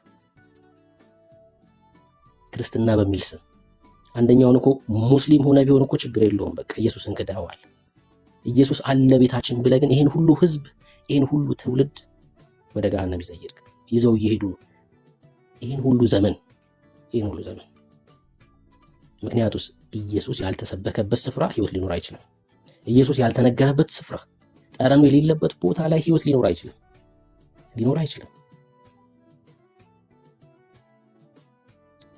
አምሳለ ሲኦል ገብተህ ስትወጣ እኮ ነፍሴ ዓለሟን አየች ብለህ እኮ ነው የምትዘምረው ወንድም ማለት አይገርምም? ባያሳዝንም አምሳለ ሲኦል ሰው ገብቶ ወጥቶ እንዴት ነው ነፍሴ ዓለሟን አየች ብሎ የሚዘምረው? ያሉት ቦታዎች እንኳን ሲኦልን እንድትለማመድ የሚያደርጉ ስፍራዎች ናቸው። ገዳም ሂደህ ማለት ነው። ሂዱ ኢቲሳ ተክለ ሃይማኖት ሂዱና እዩ። አሌልቱ ማለት ነው ኢቲሳ በጣም ቅርብ እኮ ነው። ደብረ ብርሃን ሂዱ፣ ዳግማዊ ጎልጎታ፣ ኩኬለሽ ሂዱ። እነዚህ ሁላ ስፍራዎች ስትሄዱ ጉድጓድ ለጉድጓድ ነው የሚያስኬዷቸው። ሲኦልን ነው ፕራክቲስ የምታደርገው ወዳጄ። ትወጣና ነፍሴ ዓለሟን አየች ብለህ ትዘምራለህ። ከዛ በኋላ ለነሱ ዓለም ሲኦል ነው። ኢየሱስ ከሌለ እንደዚህ ነው የምትሆነው። ኢየሱስ ልብ ላይ ካልነገሰ እንደዚህ ነው የምትሆነው። ከዛ እንድናመልጥ የረዳን ጌታ ስሙ ይባረክ። ከዛ እንድንወጣ ህይወት እንድናገኝ የጽድቅ ልብስ የሆነውን ኢየሱስ ክርስቶስን ልባችን ላይ ዛሬም ለዘላለምም እየነደደ እንዲኖር ያደረገ ቅዱስ አባት ስሙ ይባረክ። የምሬን ነው። እጅግ በጣም እድለኞች ነን። በጣም እድለኞች ነን። ይሄን ህይወት ሳያገኙ ያለፉ በጣም ብዙዎች ናቸው። እኛ ያገኘነውን እድል ሳያገኙ ያለፉ እጅግ በጣም ብዙ ናቸው። ከምናምንቴ ስፍራ ጠርቶናል ጌታ። ከምናምንቴ ቦታ ሰብስቦናል። ኢየሱስ ሰብስቦናል እና ልጆች ያለን ይሄ በጣም በቃ ማንም ሊሰጥ አይችልም፣ ማንም ሊሰጥሽ አይችልም። በተለም ይሄን ያላገኙ ነገር ግን ሃይማኖት ያላቸው የሚመስሉ ሰዎች ክርስቲያንን ብለው በስም የሚጠሩ በጣም ብዙ ሰዎች አሉ። ህይወት የሌላቸው ሰዎች መዳረሻቸውን የማያውቁ ጎዳና ተዳዳሪዎች ማለት ነው። ጎዳና ተዳዳሪዎች በስጋ ከዚህ ዓለም ድካም ብታርፍ ወዴት ነው የምትሄደው ተብለህ ብትጠየቅ ግራ አትጋባም ወንድሜ፣ እህቴ ግራ አትጋቢም የኢየሱስ ከሆንሽ። ምክንያቱም አባት አለሽ። ሰው ወደ አባቱ ነው ሊሄድ የሚችለው፣ ወዴትም አይደለም። በስጋ ስላረፋችሁ ከእግዚአብሔር ጋር ያለው ህብረት ይቋረጣል ማለት አይደለም። ወደ አባት ነው የምትሄደው፣ አድራሻ አለክ፣ ግራ አትጋባም። ወንድሞቼ ከስራ ወጥታችሁ ወደ ቤት ለመሄድ እኮ የምትይዙትን ትራንስፖርት እኮ አትቸገሩ። ሰፈር ቤት የት እንደሆነ ታውቃለህ። የጎዳና ተዳዳሪ ግን ሲመሽ ወዴት እንደሚሄድ አያውቅም፣ ሲነጋ የት እንደሚሄድ አያውቅም። ያገኘበት ውሎ ያገኘበት ያድራል፣ መሄጃውን አያውቅም። ልክ እንደዚህ ናቸው ሃይማኖተኞች፣ ልክ እንደዚህ ናቸው። ኢየሱስ የሌላቸው ሰዎች እንደዚህ ናቸው፣ መሄጃቸውን አያውቁም። እኔ እንጃ ይልሃል። አያሳዝንም? እኔ እንጃ ይልሃል። ግን መሄጃቸው ግልጽ እኮ ነው። የኢየሱስ ካልሆንክ የምትሄደው ወደ ገሃነም ነው፣ ወደ ጥልቁ ነው። ፍቅር ከሆነ አምላክ ጋር ለዘላለም ነው የምትለያየው ወንድም ማለት። ሲኦል ማለት እኮ ይሄ ነው። ይህን ፍቅር የሆነ ጌታ ለዘላለም ማጣት እኮ ነው ሲኦል ማለት። አይገርምም? ከዚህ ንጉሥ ጋር ለዘላለም መለያየት ነው። ከአምላክ ጋር ለአንዴና ለመጨረሻ ጊዜ መቆራረጥ ማለት ነው ሲኦል። እግዚአብሔር የሌለበት ቦታ ላይ መኖር ማለት ነው። የእግዚአብሔር ክብር የሌለበት ስፍራ ላይ መኖር ማለት ነው። እኛ ግን አድራሻ አለን፣ አባት አለን፣ የሚያጽናናን፣ የሚመክር፣ የሚመልስ፣ በቤት ውስጥ የሚያጸናን ቅዱስ መንፈስ፣ ከአብ የሚወጣው እውነተኛ ቅዱሱ መንፈስ።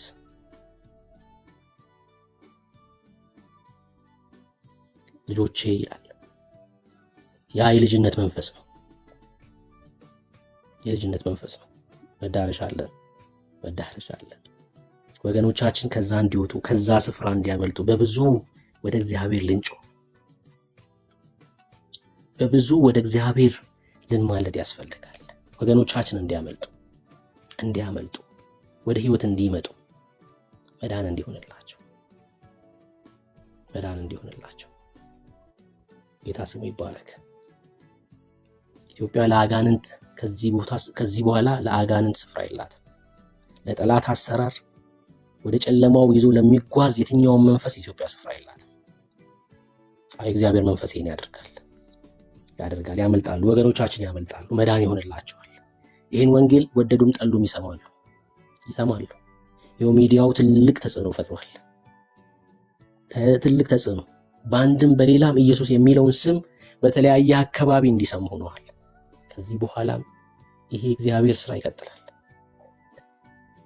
ማምለጥ እንዲሆንላቸው በትግራይ፣ በአማራ ክልል፣ በአፋር፣ በቤኒሻንጉል፣ በደቡቡ፣ በጋምቤላ የትኛውም አካባቢ ትውልድ ሁሉ ለኢየሱስ ብቻ እንዲሆን፣ ለኢየሱስ እንዲማረክ፣ ለኢየሱስ ብቻ እንዲኖር ከዚህ በኋላ በሚመጡ ዘመናት ሁሉ አጋንንት ስፍራ እንዳያገኝ በኢትዮጵያ ላይ የኢየሱስ ሆኖ ብቻ እንዲኖሩ እግዚአብሔር ያደርጋል። ክብር ለእግዚአብሔር ይሁን። ክብር ለኢየሱስ ይሁን። ተባረኩ። ይሄን ጌታ ሁሌም ባርኩት፣ ሁሌም አመስግኑት። ይሄን እድል የሰጣችሁ እሱ ነው። ክብር ለኢየሱስ ይሁን። እንቀጥል አይደል? ሰናይ እንኳን ደህና መጣ።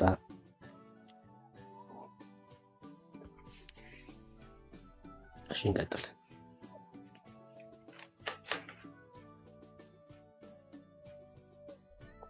Living with Jesus.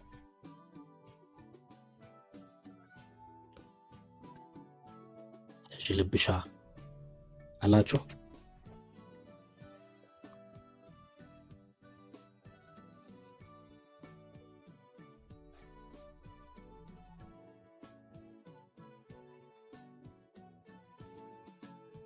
እሺ ሰናይ የምትሉት ነገር ካለ እድል ስጣችሁ ብዬ ነው። እሺ ልብሻ ከታች ያለው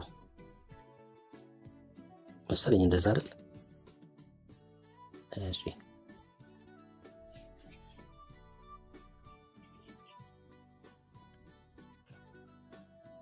ሰናይት፣ ሱሊ፣ ኬቢ የምትሉት ነገር ካለ እድል ልስጣችሁ።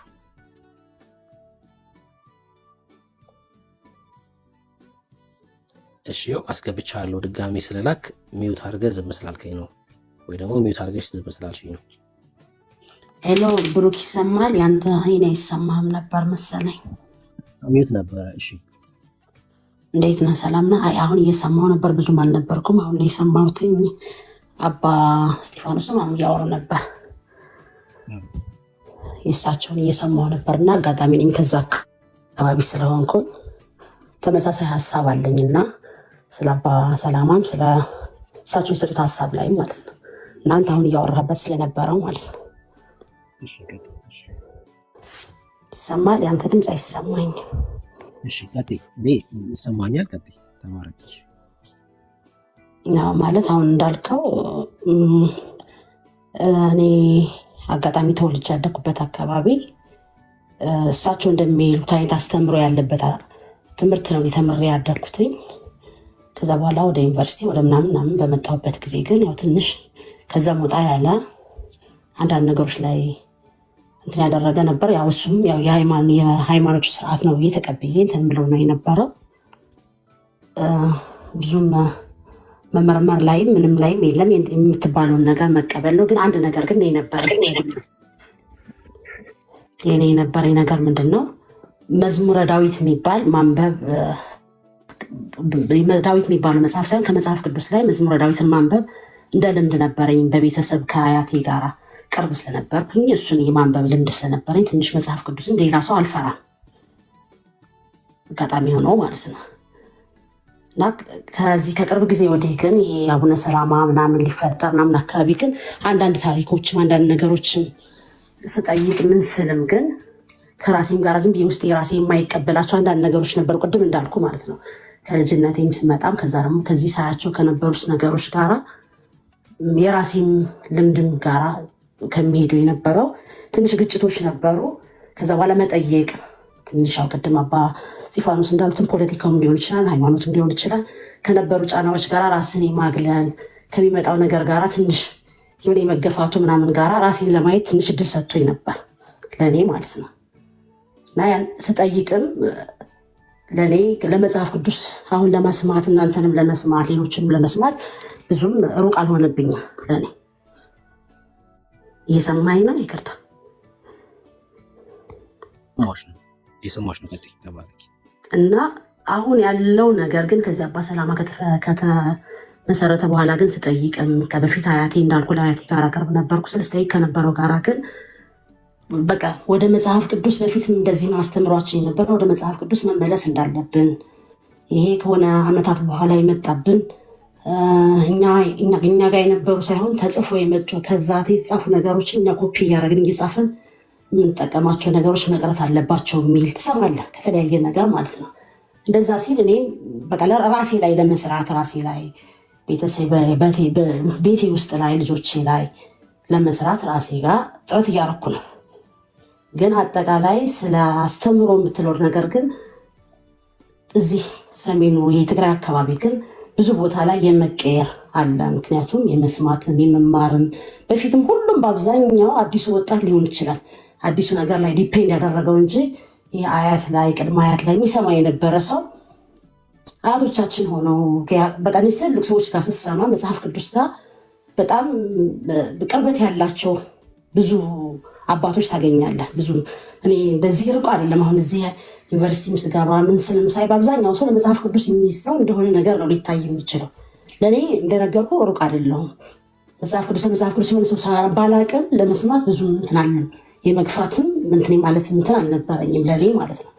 ብዙ ማህበረሰብ ላይ በጣም መጥፎ መንገድ ላይ ቢኖርም ማለት ነው ብዙ ማህበረሰብ ደግሞ ይሄን እውቀት ያለው መውጣትም ማወቅም እንዲህ እኮ ነው ግን ታሪካችን እንደዚህ ነው እኮ እምነቱ የነበረው ይሄ ከሆነ ጊዜ በኋላ አላቅም አላነበርኩትም ከነ ደቂቀ እስጢፋኖስ በኋላ ነው እንደዚህ አይነት ሃይማኖታችን ላይ እንደዚህ የመጣው ምናምን የሚል ነገር ትሰማለህ ማለት ነው።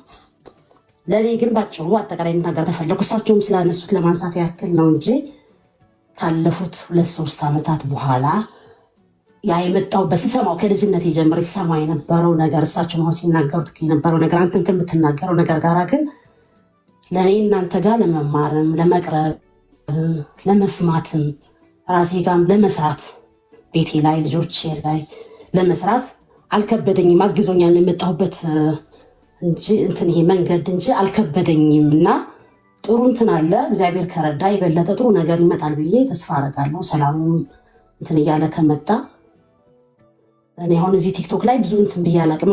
አንድ ጊዜ ነው አንተ ነበርክ መሰለኝ ብሩክ ጋራ በቅርብ ጊዜ ገብቻ ቃለሁ የሆነ ሀሳብ ዝም ብዬ ሰጥቼ ላክ እችላለሁ ይላል። ምናልባት ኤርሚጋም አንድ ጊዜ ልክ እንደዚህ ይመስለኛል ካልተሳሳትኩ። ከዛ ውጭ ግን እንዴት ማድረግ ይቻላል? እንዴት ነው ቤቴ ጋር የምሰራ አላውቅም። እንዳልኩ በቅርበት እንደዚህ መጽሐፍ ቅዱስ ላይ ወይ ደግሞ ወንጌላዊ እንትን ላይ ሆኖ ቅርብ ሆኖ የማውቀው ሰው ብዙ ሰው አልነበረም።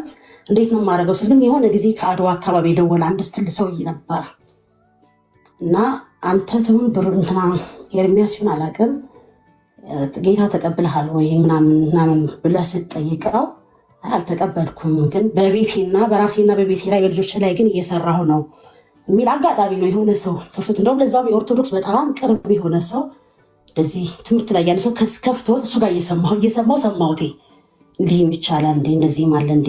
ከዛ በኋላ እናንተን ጆይን አድርጌ እናንተ ጋር ለመስማት ለመማር ለማወቅ አለና ይሄ ነገር ምን ልፈልጌ ነው ዞሮ ትርጉም ያለው ነገር ለቅድም እንዳልኩ ለብዙ መዳን የሚሆን ነገር ካለው ከነሱም ጥሩ ከሰሩበት ወደኋላ ያነበረ የሚባለው አስተምሮ የመመለስም እድል ካላቸው እንደገና ደግሞ አሁን ካለው ከጊዜውም ጋር ደግሞ ብዙ ነገር ለውጥ ይመጣል ብዬ አስባለሁ። እንደኔ ይህን ለማለት ያክል ነው። ብዙም የማውራት እንትን የለኝም። ይህን ለማውራት ነው። ይቅርታ።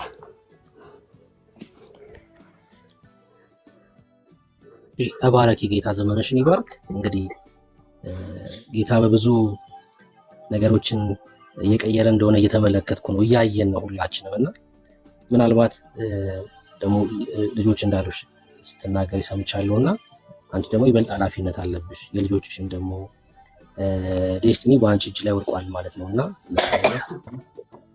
ኃላፊነት አለብሽ ማለት ነው እና እንዴት ነው የእግዚአብሔር ቃል ለመማር ለማጥናት አንዳንድ ነገሮችን እገዛ ያስፈልግሻል ወይ?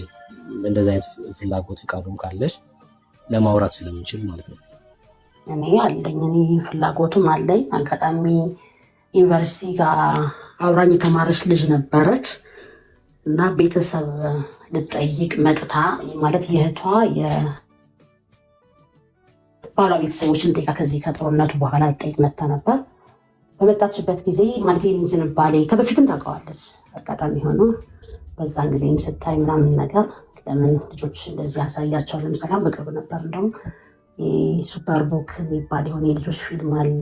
እንደዚህ አይነት ነገሮች እንደዚህ ያለ አንዳንድ ነገር ያሳየችኝ እሷም። ከዛ እኔም ደግሞ እንዳልኩ ዋናው ዞሮ ዞሮ የእግዚአብሔር ቃል ከመስማት ነው። ከእናንተም ሰማለሁ ከሌላ የሚያገኘሁት። እንደገና ደግሞ በዚህ አጋጣሚ ሳልናገር ማለት የምፈልገው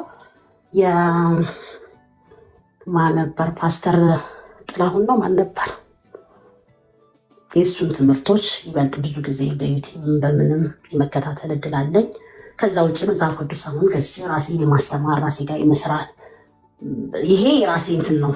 ራሴ ቤቴ ጋር ያለው ነው የኔን ነው የምነግርህ ያለሁት። እንደ አጠቃላይ ግን አሁን ብዙ ሰው ጋር ቤተሰብም ጋር አሁን ለምሳሌ ቤተሰብ ጋር እንደዚህ አይነት ነገር ባወራም አሁን አይከብድም።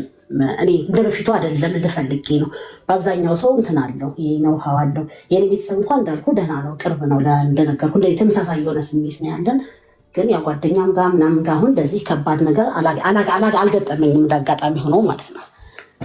እና በተቻለ አቅም ደግሞ እየሰማሁ ነው እየተማርኩ ነው።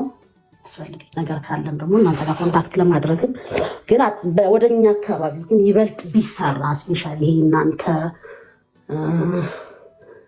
እዚህ ቲክቶክ ላይ ያለው ነገር በጣም እኔ በጣም ለብዙ ነው እንትን የማደርገው። የሚገርም ነገር እንደዚህ አይነት ነገር አለ። እስኪ ስሙ እንደዚህ ያለ አጋጣሚ ሄዳን ያለ ይደርሰኛል ቶሎ ይደርሰኛል እንደዚህ ዳን ላይ ጋ ነው ምናምን የሚል ነገር እንደዚህ ያለ እስኪ ስሙት እንደዚህ የማለት እድሉ አለኝ ልፈልግ ነው ለብዙ ሰው እና ብቻ ጥሩ ነው። ለማንኛውም ይህን ለማለት የእሳቸውን የአባ እስጢፋኖስን ስናገር አጋጣሚ ተመሳሳይ ስለነበረ ነው ከኔ ጋር እና እሱን ለማውራት ያክል ነው። ሌላው ደግሞ እግዚአብሔር ከረዳ ያው ለመስራት ሞክራለሁ ራሴ ላይ። ጌታ ዘመንሽን ይባርክ። ጽፍልሻለሁ ስልኬን በውስጥ በኩል ደስ ይለኛል። ሚስኩል አድርጊልኝ፣ እደውልልሻለሁ። እኔ ተባረኪ። ጌታ ደግሞ በነገር ሁሉ ከአንቺ ጋር ይሁን፣ በደሙ ተሸፈኚ። ስለመጣሽ ላወኩሽ ደግሞ ደስ ብሎኛል። በቃ በውስጥ በኩል ስልኬ ላይ መልዕክት ታስቀምጪልኝ፣ እኔ እደውልልሻለሁኝ፣ እናወራለን። አንዳንድ ነገሮችን ምናልባት መጸለይም ካለብን አብረን እንጸልያለን። አመሰግናለሁ። ፓስተርዬ ስላየሁህ ደስ ብሎኛል። ተባረክ። የኔም ፓስተር ስላየሁት ነው ታች። እሺ እንቀጥል አይደል? እንቀጥል ወገኖች፣ እንቀጥል። ምናልባት ርዕሱ ላይ ማውራት ሀሳብ ማንሳት የሚፈልግ ሰው ካለ መግባት ይችላል። የተነሳው ርዕስ ላይ አይ የምለው ነገር አለኝ እኔም የሚል ሰው ካለ ደግሞ እናንተ መግባት ትችላላችሁ።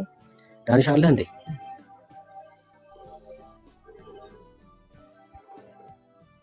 አሜን። ዳኒ ያለቅ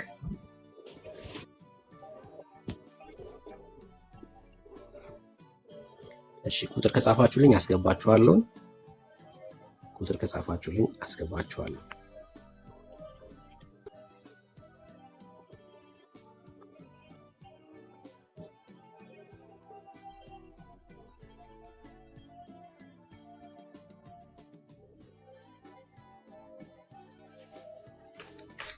አሜን። ክብር ለኢየሱስ ይሁን። ክብር ለጸጋው ባለቤት ይሁን። ተባረኩ። ክርስቲያኖች ለምንድን ነው ስለ ምልጃ ስናወራ ወይ ደግሞ ስለ ምልጃ ስናስብ አንዱ ስለ አንዱ መጸለይ መጽሐፍ ቅዱሳዊ ነው አይደል? አንዱ ስለ አንዱ መጸለይ መጽሐፍ ቅዱሳዊ ነው።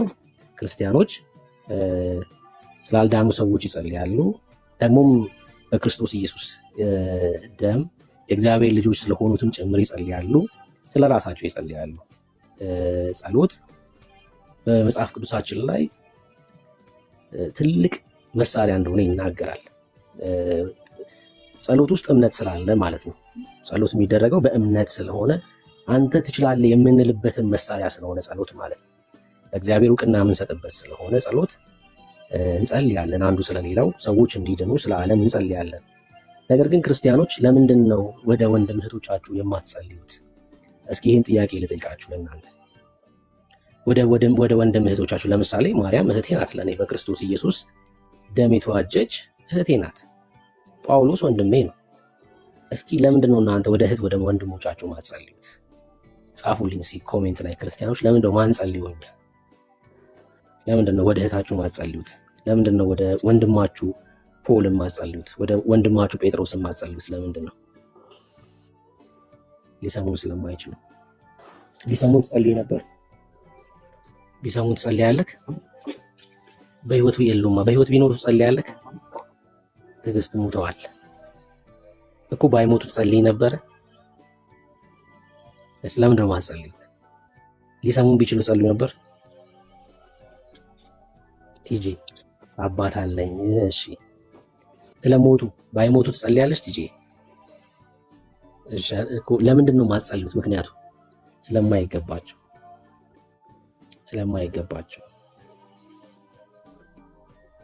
ቃሉ ስለማያዘን። ጸሎት ማለት ምን ብያለሁኝ? አሁን ስናገር ሰምታችሁኝ ከሆነ ጸሎት ማለት አንድን አካል ትችላለህ ብለን እውቅና የምንሰጥበት ነው ብያችኋለሁ። በእምነት ስለሆነ ጸሎት ማለት ነው። ለምሳሌ አልተጻፈም፣ እንድንጸልይ ስላልተጻፈ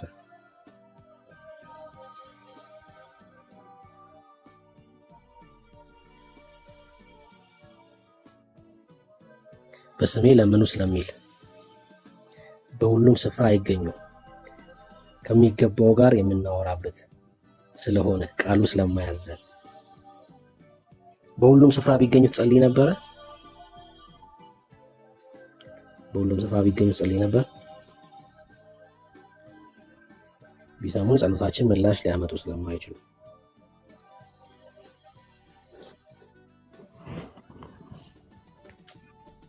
ሞት ስለከለከላቸው። ሞት ባይከለክላቸው ትጸልያለሽ ወይ? ቲጂ ሞት ባይከለክላቸው ትጸልያለሽ ወይ? ስለ ካህናቱ ስለቀደመው ኪዳን ካህናት ሲናገር ያው ሞት ስለከለከላቸው ካህናት የሆኑ ብዙ ናቸው ይላል። ኢየሱስ ግን ሞት የማይዘው ስለሆነ ዘላለማዊ ሊቀ ካህን ነው። ለምኑ ያለን አምላክ ስላለን። ጸሎት ማለት እሺ ጌታ ክርስቶስ ኢየሱስ እንደዚህ ያለን ተመልከቱ። ጸሎት ውስጥ ቅድም እንዳልኳችሁ እምነት አለ ብያችኋለሁ።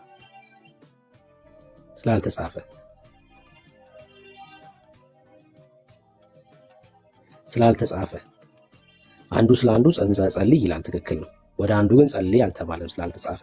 ጸሎት ውስጥ ምን አለ ብያችኋለሁ? እምነት አለ። እምነቱ ምንድን ነው? እምነቱ ምንድን ነው? ላንብብላችሁ የኔ መጽሐፍ ቅዱስ ክፍል እንድትረዱት ማለት ነው ምን እያልኩ እንደሆነ። ምን ብለህ ነው አምነህ የምትጸልየው? ለምሳሌ ወደ ተክለ ሃይማኖት ምን ብለህ አምነው ትጸልያለህ? ማን ነው ብለህ ነው የምታምነው?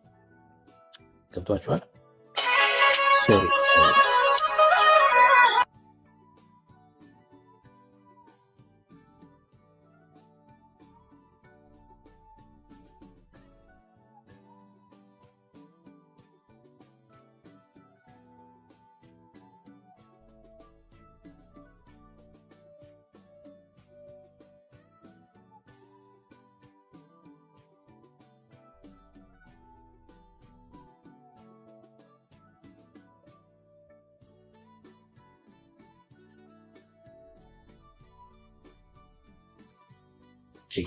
ሶሪ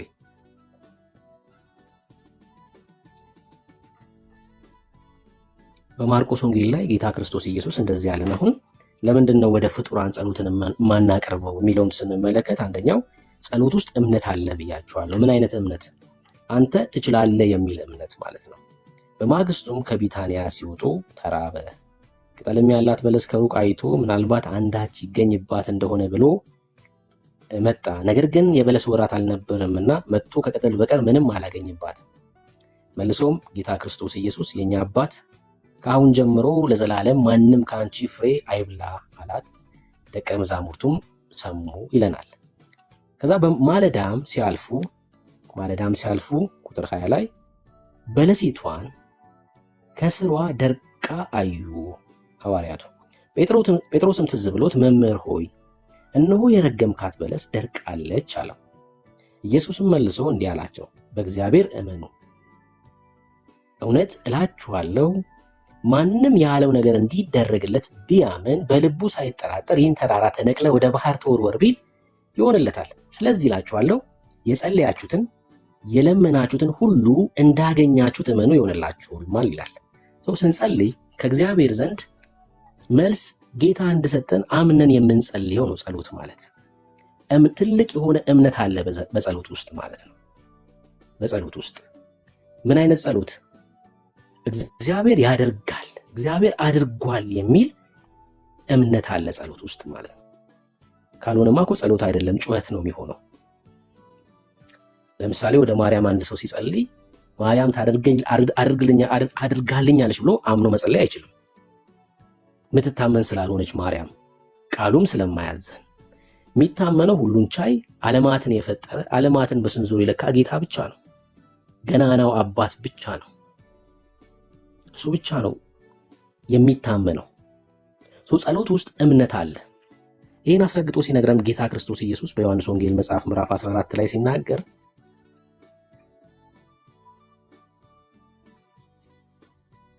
እውነት እውነት እላችኋለሁ በእኔ የሚያምን እኔ የማደርገውን ሥራ እርሱ ደግሞ ያደርጋል፣ ከዚህም የሚበልጥ ያደርጋል። በማን የሚያምን? በኢየሱስ የሚያምን። እኔ ወደ አብ ሄዳለሁና አብም ስለ ወልድ እንዲከበር በስሜ የምትለምኑትን ሁሉ አድርገዋለሁ። በማ የሚያምን? በክርስቶስ ኢየሱስ የሚያምን። ጸሎት ያለ እምነት የሚሰራ ነገር አይደለም። ጸሎት ራሱ አምልኮ ነው። ዝማሬ አምልኮ ነው። ሰውነትን ከኃጢአት ከዚህ ዓለም እድፍ መጠበቅ አምልኮ ነው። አምልኮ ውስጥ እምነት አለ። ጸሎት ውስጥ እምነት አለ። በክርስቶስ ኢየሱስ የሚያምን እኔ የማደርገውን እርሱ ደግሞ ያደርጋል አለን። በክርስቶስ ኢየሱስ ላይ ያለን እምነት ነው ለጸሎታችን መልስ ማለት ነው። በእግዚአብሔር ላይ ያለን እምነት። እግዚአብሔር የልጆቹን ድካም፣ ጉድለት ሳንጸልይ ሳንጠይቅ አያውቅም እንዴ? እስኪ ማን ነው አያውቅም የሚለኝ ሰው አለ? ሳንጠይቀው እንደታመምን እንደተቸገርን እግዚአብሔር አያውቅም እንዴ? ንገሩኝ። ያውቃል። ታዲያ የሚያውቅ ከሆነ ያውቃል ብላችሁ የምታምኑ ከሆነ ለምንድን ነው ታዲያ ሳንጠይቀው ሳንለምን የማያደርግልን? እግዚአብሔር እንደሚያውቅ ታውቃላችሁ። እግዚአብሔር ሁሉን አዋቂ ነው። ኦፍኮርስ ሁሉን አዋቂ ነው። የልብን የሚያውቅ ነው ጌታ። ታዲያ ሳንጸልይ ሳንጠይቀው ለምንድን ነው የማያደርግልን? ገንዘብ ቸግሮሻል አይደል እህቴ? ለምንድን ነው ታዲያ ታመሻል? ለምንድን ነው ያልተፈወሽው? እግዚአብሔር እኮ ያውቃል። ልጁ ነሽ። ለምንድን ነው ያልተፈወሽው? ለምንድን ነው ያልተፈወሳችሁት? ለምንድን ነው ከችግራችሁ ያልወጣችሁት? ከድካማችሁ ያልወጣችሁት ለምንድን ነው? እግዚአብሔር የሚያውቅ ከሆነ ለምንድን ነው? ለምንድን ነው የእናንተ ጸሎት ጥያቄ ያስፈለገው?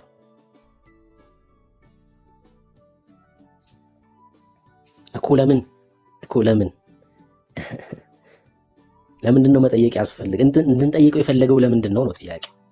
የእናንተ መጠየቅ የእናንተ ጸሎት ለምንድን ነው ያስፈለገው ነው።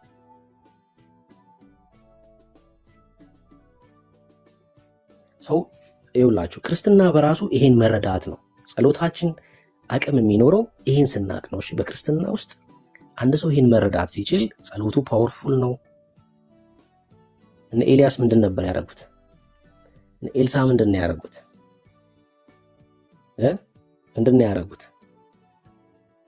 አዎ ምንድን ነው እግዚአብሔር ከዚህ ጸሎት ውስጥ ምንድን ነው የሚፈልገው? እምነት ነው። በቃ አለቀ እኮ። አንተ ትችላለህ ማለት ነው። ይውላችሁ አንተ ሁሉን አድራጊ ነህ። አንተ ትችላለህ። ከኔ ችግር በላይ አንተ ትልቅ ነህ እያልነው ያለ ነው። መጸለይ ያስፈልገን፣ መለመን መንበርከክ ያስፈልገን ጉዳዩ ከኛ አቅም በላይ ነው ማለት አይደል? እግዚአብሔር ጉዳያችንን እንዲፈታልን ፈልገናል ማለት ነው። ከችግራችን እንዲያወጣን ፈልገናል ማለት ነው። ስንንበረከክ ከኛ ችግር በላይ አንተ ትልቅ ነህ እያልነው ነው። እና አዎ አንተ ትችላለህ እያልነው ነው። እምነት አለ ጸሎት ውስጥ ማለት ነው። ይሄ ነው በቃ የጸሎት ቁልፉ እምነት ነው። ያለ እምነት የሆነ ጸሎት በሙሉ ብዙዎቻችን ልንበረከክ እንችላለን በእግዚአብሔር ፊትና ለምንድን ነው ጸሎታችን መልስ ያላገኘው እንላለን። ብዙዎቻችን አይደል? ብዙዎቻችን ጸሎታችን ለምንድን ነው የዘገየው እንላለን። ጸሎታችሁን እስኪ መርምሩት። በእምነት ነው ወይ እግዚአብሔር እንዳደረገ እግዚአብሔር እንደፈወሳችሁ አምናችሁ ነው ወይ የምትነሱ? ስትነሱ እምነት ማለት በእጃችሁ ሲገባ አይደለም አመናችሁ የሚባለው። እሱማ እውነት ነው። ሰናይ መኪና ይገዛልኛል ብዬ ሳምን እምነት ነው። ሳይገዛልኝ በፊት ከገዛልኝ በኋላማ እምነት አይደለም፣ እውነት ነው። በቃ እጅ ገብቷል። ሰምታችሁኛል ያልኩትን። እምነት ማለት እግዚአብሔር ተንበርክካችሁ ጠይቃችሁት ስትነሱ እንዳደረገላችሁ አምናችሁ ስትቀበሉ ነው እምነት የሚሆነው። ትችላለህ ብለን እየመሰከርን ነው ማለት ነው። እግዚአብሔርን ትችላለህ። ለዛ ነው እግዚአብሔር የእስራኤል ሕዝብ ያ ጉባኤ ሲታወክ ለቅሶ በለቅሶ ሲሆን ወደ ግብፅ እንመለሱ፣ ወደ ግብፅ መመለስ ይቻለናል፣ እግዚአብሔር በዚህ በረሃ በሰይፍ ሊያስጨርሰን ነው ብለው አለቀሱ።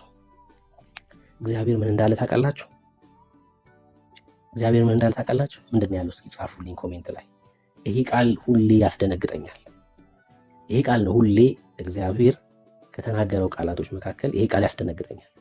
ምንድን ነው ያለው? ያን ጉባኤ ያን ህዝብ ምንድን ነው ያለው እግዚአብሔር? አንብባችሁታል? ዘኍልቍ መጽሐፍ ምዕራፍ 13 እና 14 አንብባችሁታል? እግዚአብሔር እንደዚህ ያለ ተመልከቱ። ይሄ ህዝብ እስከ መቼ ጻፉት እስኪ። ይሄ ህዝብ እስከ መቼ ምን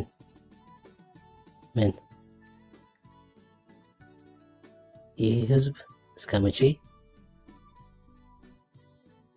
ይንቀኛል? አይገርምም? ምን አይነት ቃል ነው? እግዚአብሔርን አለማመን ንቀት ነው። በእግዚአብሔር እርግጠኛ አለመሆን ንቀት ነው። በጣም ነው የሚያስደነግጠው ይሄ ቃል። በእግዚአብሔር ላይ እርግጠኛ አለመሆን ንቀት ነው። እስከ መቼ ይንቀኛል አለ እግዚአብሔር። በጣም ነው የሚያስደነግጠኝ ይሄ ቃል። ሁሌም ማለት እንዴ ከፊት ለፊታችሁ ካለው ችግር በላይ እግዚአብሔር ትልቅ ነው። ከፊት ለፊታችሁ ያለው ችግር ከገዘፈባችሁ ግን እግዚአብሔር አንሷል ማለት ነው ከችግራችሁ። በፊቱ ባደረግኩት ተአምር ይላል እግዚአብሔር፣ በዛ ሁሉ ተአምር ውስጥ አላመንብኝም ይላል። ጉባኤው እንደዛ ለቅሶ በለቅሶ ሲሆን ማለት ነው። እስኪ ጥቅሱ ልንገራችሁና ፖስት አድርጉት።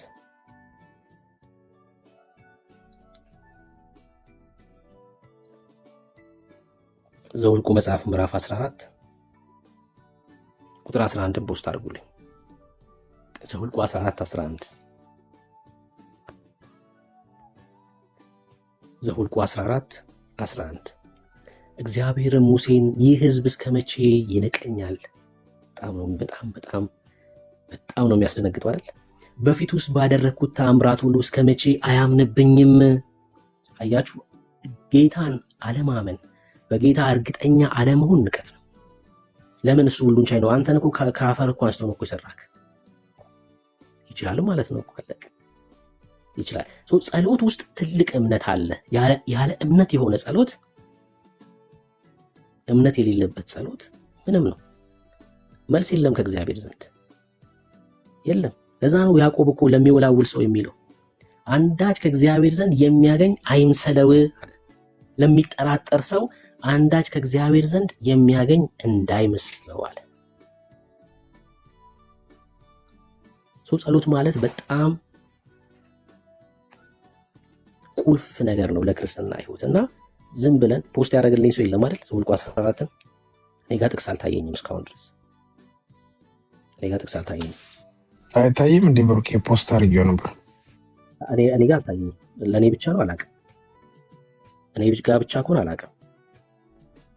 ይታያል። ይህ ሕዝብ እስከመቼ ይንቀኛል የሚለው ይታያል። ሰን ለእኔ ብቻ ነው ያልታየኝ። እሺ ለእኔ ነው ያልታየኝ።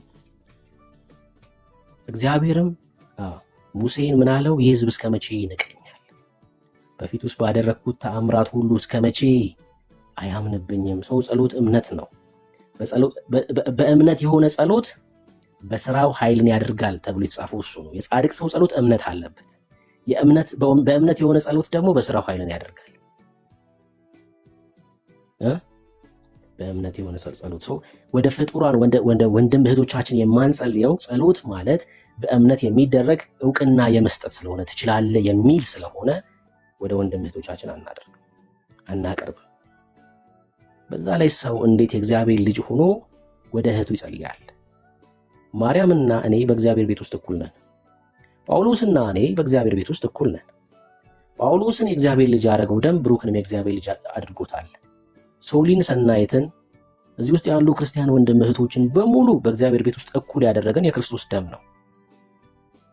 ከፍ ያለና ዝቅ ያለ የለም በእግዚአብሔር ቤት ውስጥ። ምክንያቱም ከፍና ዝቅ ሊኖር የሚችለው በስራችን ቢሆን ነበረ። እንደየስራችን ቢሆን ስንሰለፍ እኩል አልነበረ የምንሰለፈው። አንድ ላይ ልንቆም አንችልም ነበር። እንደየስራችን ስለሚሆን ጽድቅ፣ ጌታ ስሙ ይባረክ። እንደየስራችን ጽድቅ በእግዚአብሔር ቤት ውስጥ ስለሌለ በደም አደረገው፣ በልጁ ደም እኩል ነን ማለት ነው። ዛሬ ጌታን እጁን አንስቶ የተቀበለ ወንድምና የዛሬ 30 ዓመት ጌታን የተቀበለ ሰው በእግዚአብሔር ቤት ውስጥ እኩል ነው። ልንለያይ የምንችለው ዛሬ ጌታን የተቀበለ ግልገል በግ፣ የዛሬ 30 ዓመት የተቀበለ ደግሞ የደለበ በግ ሊሆን የሚችለው። ከዛ ውጭ ምንም ልዩነት የለም።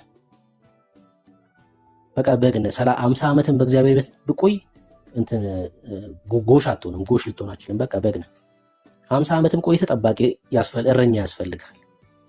በቃ እረኛ ደሞ ያስፈልጋል። 50 ዓመትም በጌታ ቤት ቆይተክ ማለት ነው።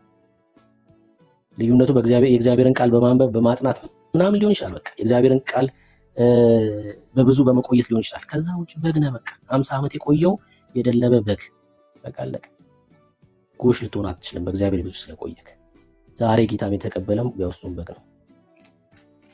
ዛሬን ጌታ ለተቀበለውም 50 ዓመት ለቆየውም ኢየሱስ ያስፈልገዋል። የክርስቶስ ኢየሱስ ጥበቃ ያስፈልገዋል። በጎች ደግሞ ከባህሪያቸው እንደምታውቁት ተቅበዝባዦች ናቸው። ኢሳይያስ ለዛ ነው እንደ በጎች ተቅበዝብዘን ጠፋን። አያችሁ፣ መቅበዝበዝ ብቻ አይደለም መጥፋትን ጭምር ነው። ለዛ እረኛው ነው ዋስትናው። የበግ ዋስትናው እረኛው ነው። ዋስትናችን ክርስቶስ ኢየሱስ ነው። የኛ አቅም ተቅበዝብዞ መጥፋት ነው። ጌታ ስሙ ይባረክ።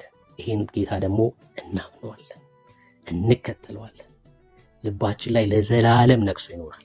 አይደለም በእኛ በዘር ትውልዳችን ሁሉ ኢየሱስ ብቻ ይኖራል። በዘር ትውልድ አይገባም። የኛ ዘር ውስጥ ከኢየሱስ ውጪ የትኛውም የዚህ ዓለም ገዢ የሆነ አሰራር ዘራችን ውስጥ ነው የማይገባው። አይገባም። ከኢየሱስ ውጪ ከቤተሰባችሁ ነው የምላችሁ፣ በልጆቻችሁ በዘር ትውልዳችሁ ሁሉ ኢየሱስን የማያውቅ ትውልድ አይነሳ በኢየሱስ። ለኢየሱስ የማይሆን ትውልድ በዘር ትውልዳችሁ ሁሉ አይነሳ። ጸሎት በእምነት የሚሆን ነው። በእምነት ነው ጸሎት። ትልቅ ነገር፣ ትልቅ መሳሪያ ነው ማለት ነው። ድል የምናደርግበት ነው። ትልቅ መሳሪያ ነው ጸሎት። እግዚአብሔርን አንተ ትችላለህ ብለን መስከረን በፊቱ የምንበረከክበት ነው እና ጸልየን ስንነሳ ወንድሞቼ፣ እህት ዓለም ወንድሜ የተቸገርክበት ነገር ካለ በሽታ ሊሆን ይችላል። ዛሬ ይሄ እንግዲህ ያው ለሌሎቻችሁ ለክርስቲያኖች መልእክት ጭምር ነው። ተንበርክካችሁ ስትነሱ እግዚአብሔር ከበሽታችሁ እንደፈወሳችሁ አምናችሁ ተነሱ። እግዚአብሔር በሽታችሁን ከላያችሁ ላይ እንዳራግፈው የእርሱ ክብር በእናንተ እንደተገለጠ አምናችሁ ከእግዚአብሔር ዘንድ ምሕረትን ተቀብላችሁ ተነሱ።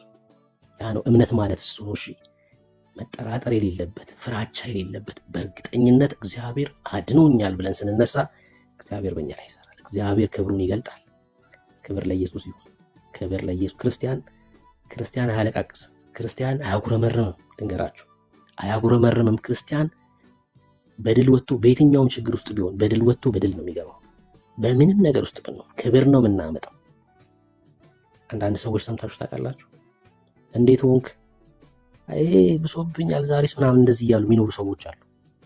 ክርስቲያን ለዛ አልተጠራም። እሺ በምንም ነገር ውስጥ ብትሆኑ ይሄን ጌታን ስሙን ከፍ እያደረጋችሁ ኑሮ። አስተውላችኋል? አካባቢያችሁ ላይ እንደዚህ አይነት ሰዎች አሉ። ዛሬስ እንዴት ነህ ስትሉት አይ እንደዚህ እያሉ የሚኖሩ ሰዎች አሉ። እኛ አይ ምናምን እንል አይደለንም። ክብር ለኢየሱስ ይሁን። ጌታን እየባረክን ምን እንደሚሆን ታውቃላችሁ? ሰው ጌታን ሲያመሰግን ምስጋና በእግዚአብሔር ፊት ሲያመጣ ክብር ለኢየሱስ ይሁን። እነ ጳውሎስ በፊልጵስዩስ ከተማ የገጠማቸው ነገር ነው የሚሆነው። ወደ ፊልጵስዩስ ከተማ ጳውሎስና ሲላስ ሄዱ ወንጌልን ሊሰብኩና ጣዖት ይመለክ ነበር በዛ ከተማ ላይ። አደገኛ ቅርጻ ቅርጽን እየሰሩ እየነገዱ ጣዖትን ያመልኩ ነበርና ጳውሎስ ወንጌልን መስበክ ጀመረ እና ገበያቸው ቀዘቀዘባቸው። በፊልጵስዩስ ከተማ ላይ ጌታን የሚቀበሉ ሰዎች በብዛት ተገኙ እና ለሀገረ ገዡ ከሰሱት። ይሄ ጳውሎስ የሚባል ሰውዬ እዚህ መጥቶ ገበያችንን አቀዘቀዘው፣ የእኛን አምላክ እንደማያድን መሰከረ ብለው ከሰሱት። ጳውሎስና ሲላስን ያዟቸው፣ ደበደቧቸው። ተመልከቱ፣ እነዚህ ክርስቲያኖች ለኛ ለህይወታችን ትልቅ ማሳያ ናቸው። ጳውሎስም ሲላስ ደበደቧቸው እና ቆሰሏቸው። ሲላስም ጳውሎስም ቆሳስለዋል እና ወደ ወህኒ ቤት ጣሏቸው፣ ታሰሩ። እስር ማለት አሁን በዚህ ዘመን እንዳለው እስር አይደለም። እስር አይደለም፣ እንደዚህኛው ዘመን እስር አይደለም። ታሰርክ ማለት አሁን የሆነ ቤት ውስጥ ነው ገብተህ የሚቆለፍብህ። በዛ ሰዓት የነበረው እስር ማለት እንደዛ ቆስለክ ትልቅ ግንድ ከታች ይጋደምና እግርህ መሃል ላይ ገብቶ ከላይ ይቆለፍብሃል። እጅክን በተመሳሳይ ሁኔታ በሰንሰለት ትታሰራለህ። እስር ማለት ያ ነው እና ጳውሎስና ሲላስ ማማረር ጀመሩ አይደል? ማማረር ጀመሩ። ጌታ ክርስቶስ ኢየሱስ ሆይ ለአንተ ብለን ተሰደን እዚህ ድረስ መተን ወንጌልን ልንናገር በፊልጵስዩስ ከተማ እንደዚህ እየዞርን እንድንደበደብ ለአሕዛብ ተውከን፣ ደግሞ በእስር እንድንጣል አሳልፈ ሰጠን እያሉ በእግዚአብሔር ላይ አጉረመረሙ ይላል አይደል ቃሉ? አይልም አላሉም፣ አይሉም። ወንድሞቼ እንደዛ አይሉም። በቃ የተከተሉትን ጌታ ያውቃሉ። እና በእስር ውስጥ ሆነው በታላቅ ድምፅ ክብር ለኢየሱስ ይሁን፣ ክብር ለኢየሱስ ይሁን፣ ወህኒ ቤቱ እስኪናወጥ ድረስ ይሄን ታላቅ የሆነ አምላክ አመሰገኑት። በዝማሬ አመሰገኑ፣ ክብር አመጡ። ለዚህ ክብር ስላበቃህን እግዚአብሔር አምላክ ሆይ ስም ይባረካሉ። ሃሌሉያ፣ ሃሌሉያ፣ ሃሌሉያ። ኢየሱስ ስሙን ከፍ አደረጉ፣ ስሙን ጠሩ። አንተ ታላቅ ነህ አሉ። አንተ ንጉስ ነህ፣ አንተ ንጉስ ነህ። ለዚህ ክብር ስላበቃህን እናመሰግንሃለን አሉት። ጌታን ባረኩ። ክርስቲያን እንደዚህ ነው የሚኖረው። እሺ ወንድሞች አስተውሉ። ክርስቲያን እንደዚህ ነው የሚኖረው። የትኛውም ችግር ውስጥ ሁኑ እግዚአብሔርን ስሙን እየጠራችሁ ስትባርኩ ይሄን አምልኮ ሊቀበል የሚመጣው የመለኮት ክብር ያላችሁበትን ችግር በጣጥሶት ነው ጥሎ መሄደው። ፈቷችሁ ነው መሄደው። የቀረበውን መስዋዕት ሊቀበል የሚመጣው የመለኮት ክብር ዝም ብሏችሁ አይደለም፣ ዳሷችሁ ይሄዳል። ፈቷችሁ ነው መሄደው። ክብር ለኢየሱስ ይሁን እና አመሰገኑት። ወህኒ ቤቱ እስኪናወጥ ድረስ አመሰገኑት። ክብር አመጡ ለእግዚአብሔር። የእግዚአብሔር ክብር ወይን ቤቱን ሞላው፣ ተናወጠ። እና በጣም ከአይምሮ በላይ የሚሆንብኝን ጥቅስ ልንገራችሁ። የመሬት መንቀጥቀጥ ሆነ ነው የሚለው። የመሬት መንቀጥቀጥ ሆነ ይላል በወይን ቤት ውስጥ ማለት ነው። ከመሆን የመሬት መንቀጥቀጥ ከሆነ እኮ ወይን ቤቱ መደረማመስ ነበር የነበረበት አይደል? መሬት ሲንቀጠቀጥ ፎቆች ይደረመሳሉ፣ ቤቶች ይወድቃሉ። እንደዛ ነው የሚሆነው። የመሬት መንቀጥቀጥ ሆነ ይልና ከእግዚአብሔር ክብር የተነሳ እኮ ክብር ለእግዚአብሔር ይሁን። ይኸውላችሁ በችግር ውስጥ ናችሁ ጌታን ስትጠሩት፣ ጌታን ከፍ ስታደርጉ፣ ስታመሰግኑት አባ ይመጣል፣ ንጉሱ ይመጣል፣ የኛ ጌታ ይመጣል፣ አብሯችሁ ይቆማል። እና ወይን ቤቱ የመሬት መንቀጥቀጥ ሆነ ይልና የታሰሩበት ሰንሰለት ተፈታ ነው የሚለው። ተፈታ። የእግዚአብሔር ክብር ሲመጣ የተቸገራችሁበት ነገር አብሮ አይቀጥልም። የተያዛችሁበት ነገር አብሮ አይቀጥልም። ከእናንተ ጋር ከእናንተን ፈቷችሁ ዳሷችሁ ነፃ አውጥቷችሁ ነው የሚሄደው። እና በጣም የሚገርመው የሲላስና የጳውሎስ ሰንሰለት ብቻ አይደለም የተፈታው፣ በወይን ቤት ውስጥ የታሰሩት እስረኞች ሰንሰለት በሙሉ ተፈታ ነው የሚለው። ለአካባቢ ሁሉ ነው በረከት የምትሆነው ወንድም አለ እህቴ፣ ለአካባቢ ሁሉ ነው በረከት የምትሆነው። የእግዚአብሔር ክብር ሲመጣ አካባቢውን ሁሉ ፈቶ ይሄዳል እና ሰንሰለታቸው ተፈታ ይላል። ክብር ለኢየሱስ ይሁን፣ ክብር ለኢየሱስ ይሁን። የወይን ቤቱ ጠባቂ ጳውሎስና ሲላስ የጠፉ መስሎት ራሱን ሊያጠፋ ነበር ይላል። ራሱን ሊያጠፋ ነበር ይላል። እና አለን አለው ጳውሎስ። ኧረ አለን፣ የትም አልሄድንም፣ እዚሁ ነን አለው። የወይን ቤቱ ጠባቂ መጥቶ በጳውሎስ ፊት እግሩ ስር ወደቀ። አንተ የተከተልከው ጌታ እሱ ኃያል ነው አለ። አንተ የምታመልከው እርሱ ንጉስ ነው አለ የወይን ቤቱ ጠባቂ። እኔ መዳን ፈልጋለሁ፣ ለመዳን ምን ላድርግ? ክብር ለኢየሱስ ይሁን፣ ክብር ለኢየሱስ። እመን አለው፣ በኢየሱስ እመን፣ አንተም ቤተሰቦችም ትድናላችሁ። እመን፣ ይሄ ጌታ ታላቅ ነው፣ አንተንም ቤተሰቦችንም ነፃ ያወጣል። ክብር ለኢየሱስ፣ ክብር ለኢየሱስ ይሁን። ሃሌሉያ። እናመሰግናለን አባ፣ እናመሰግናለን።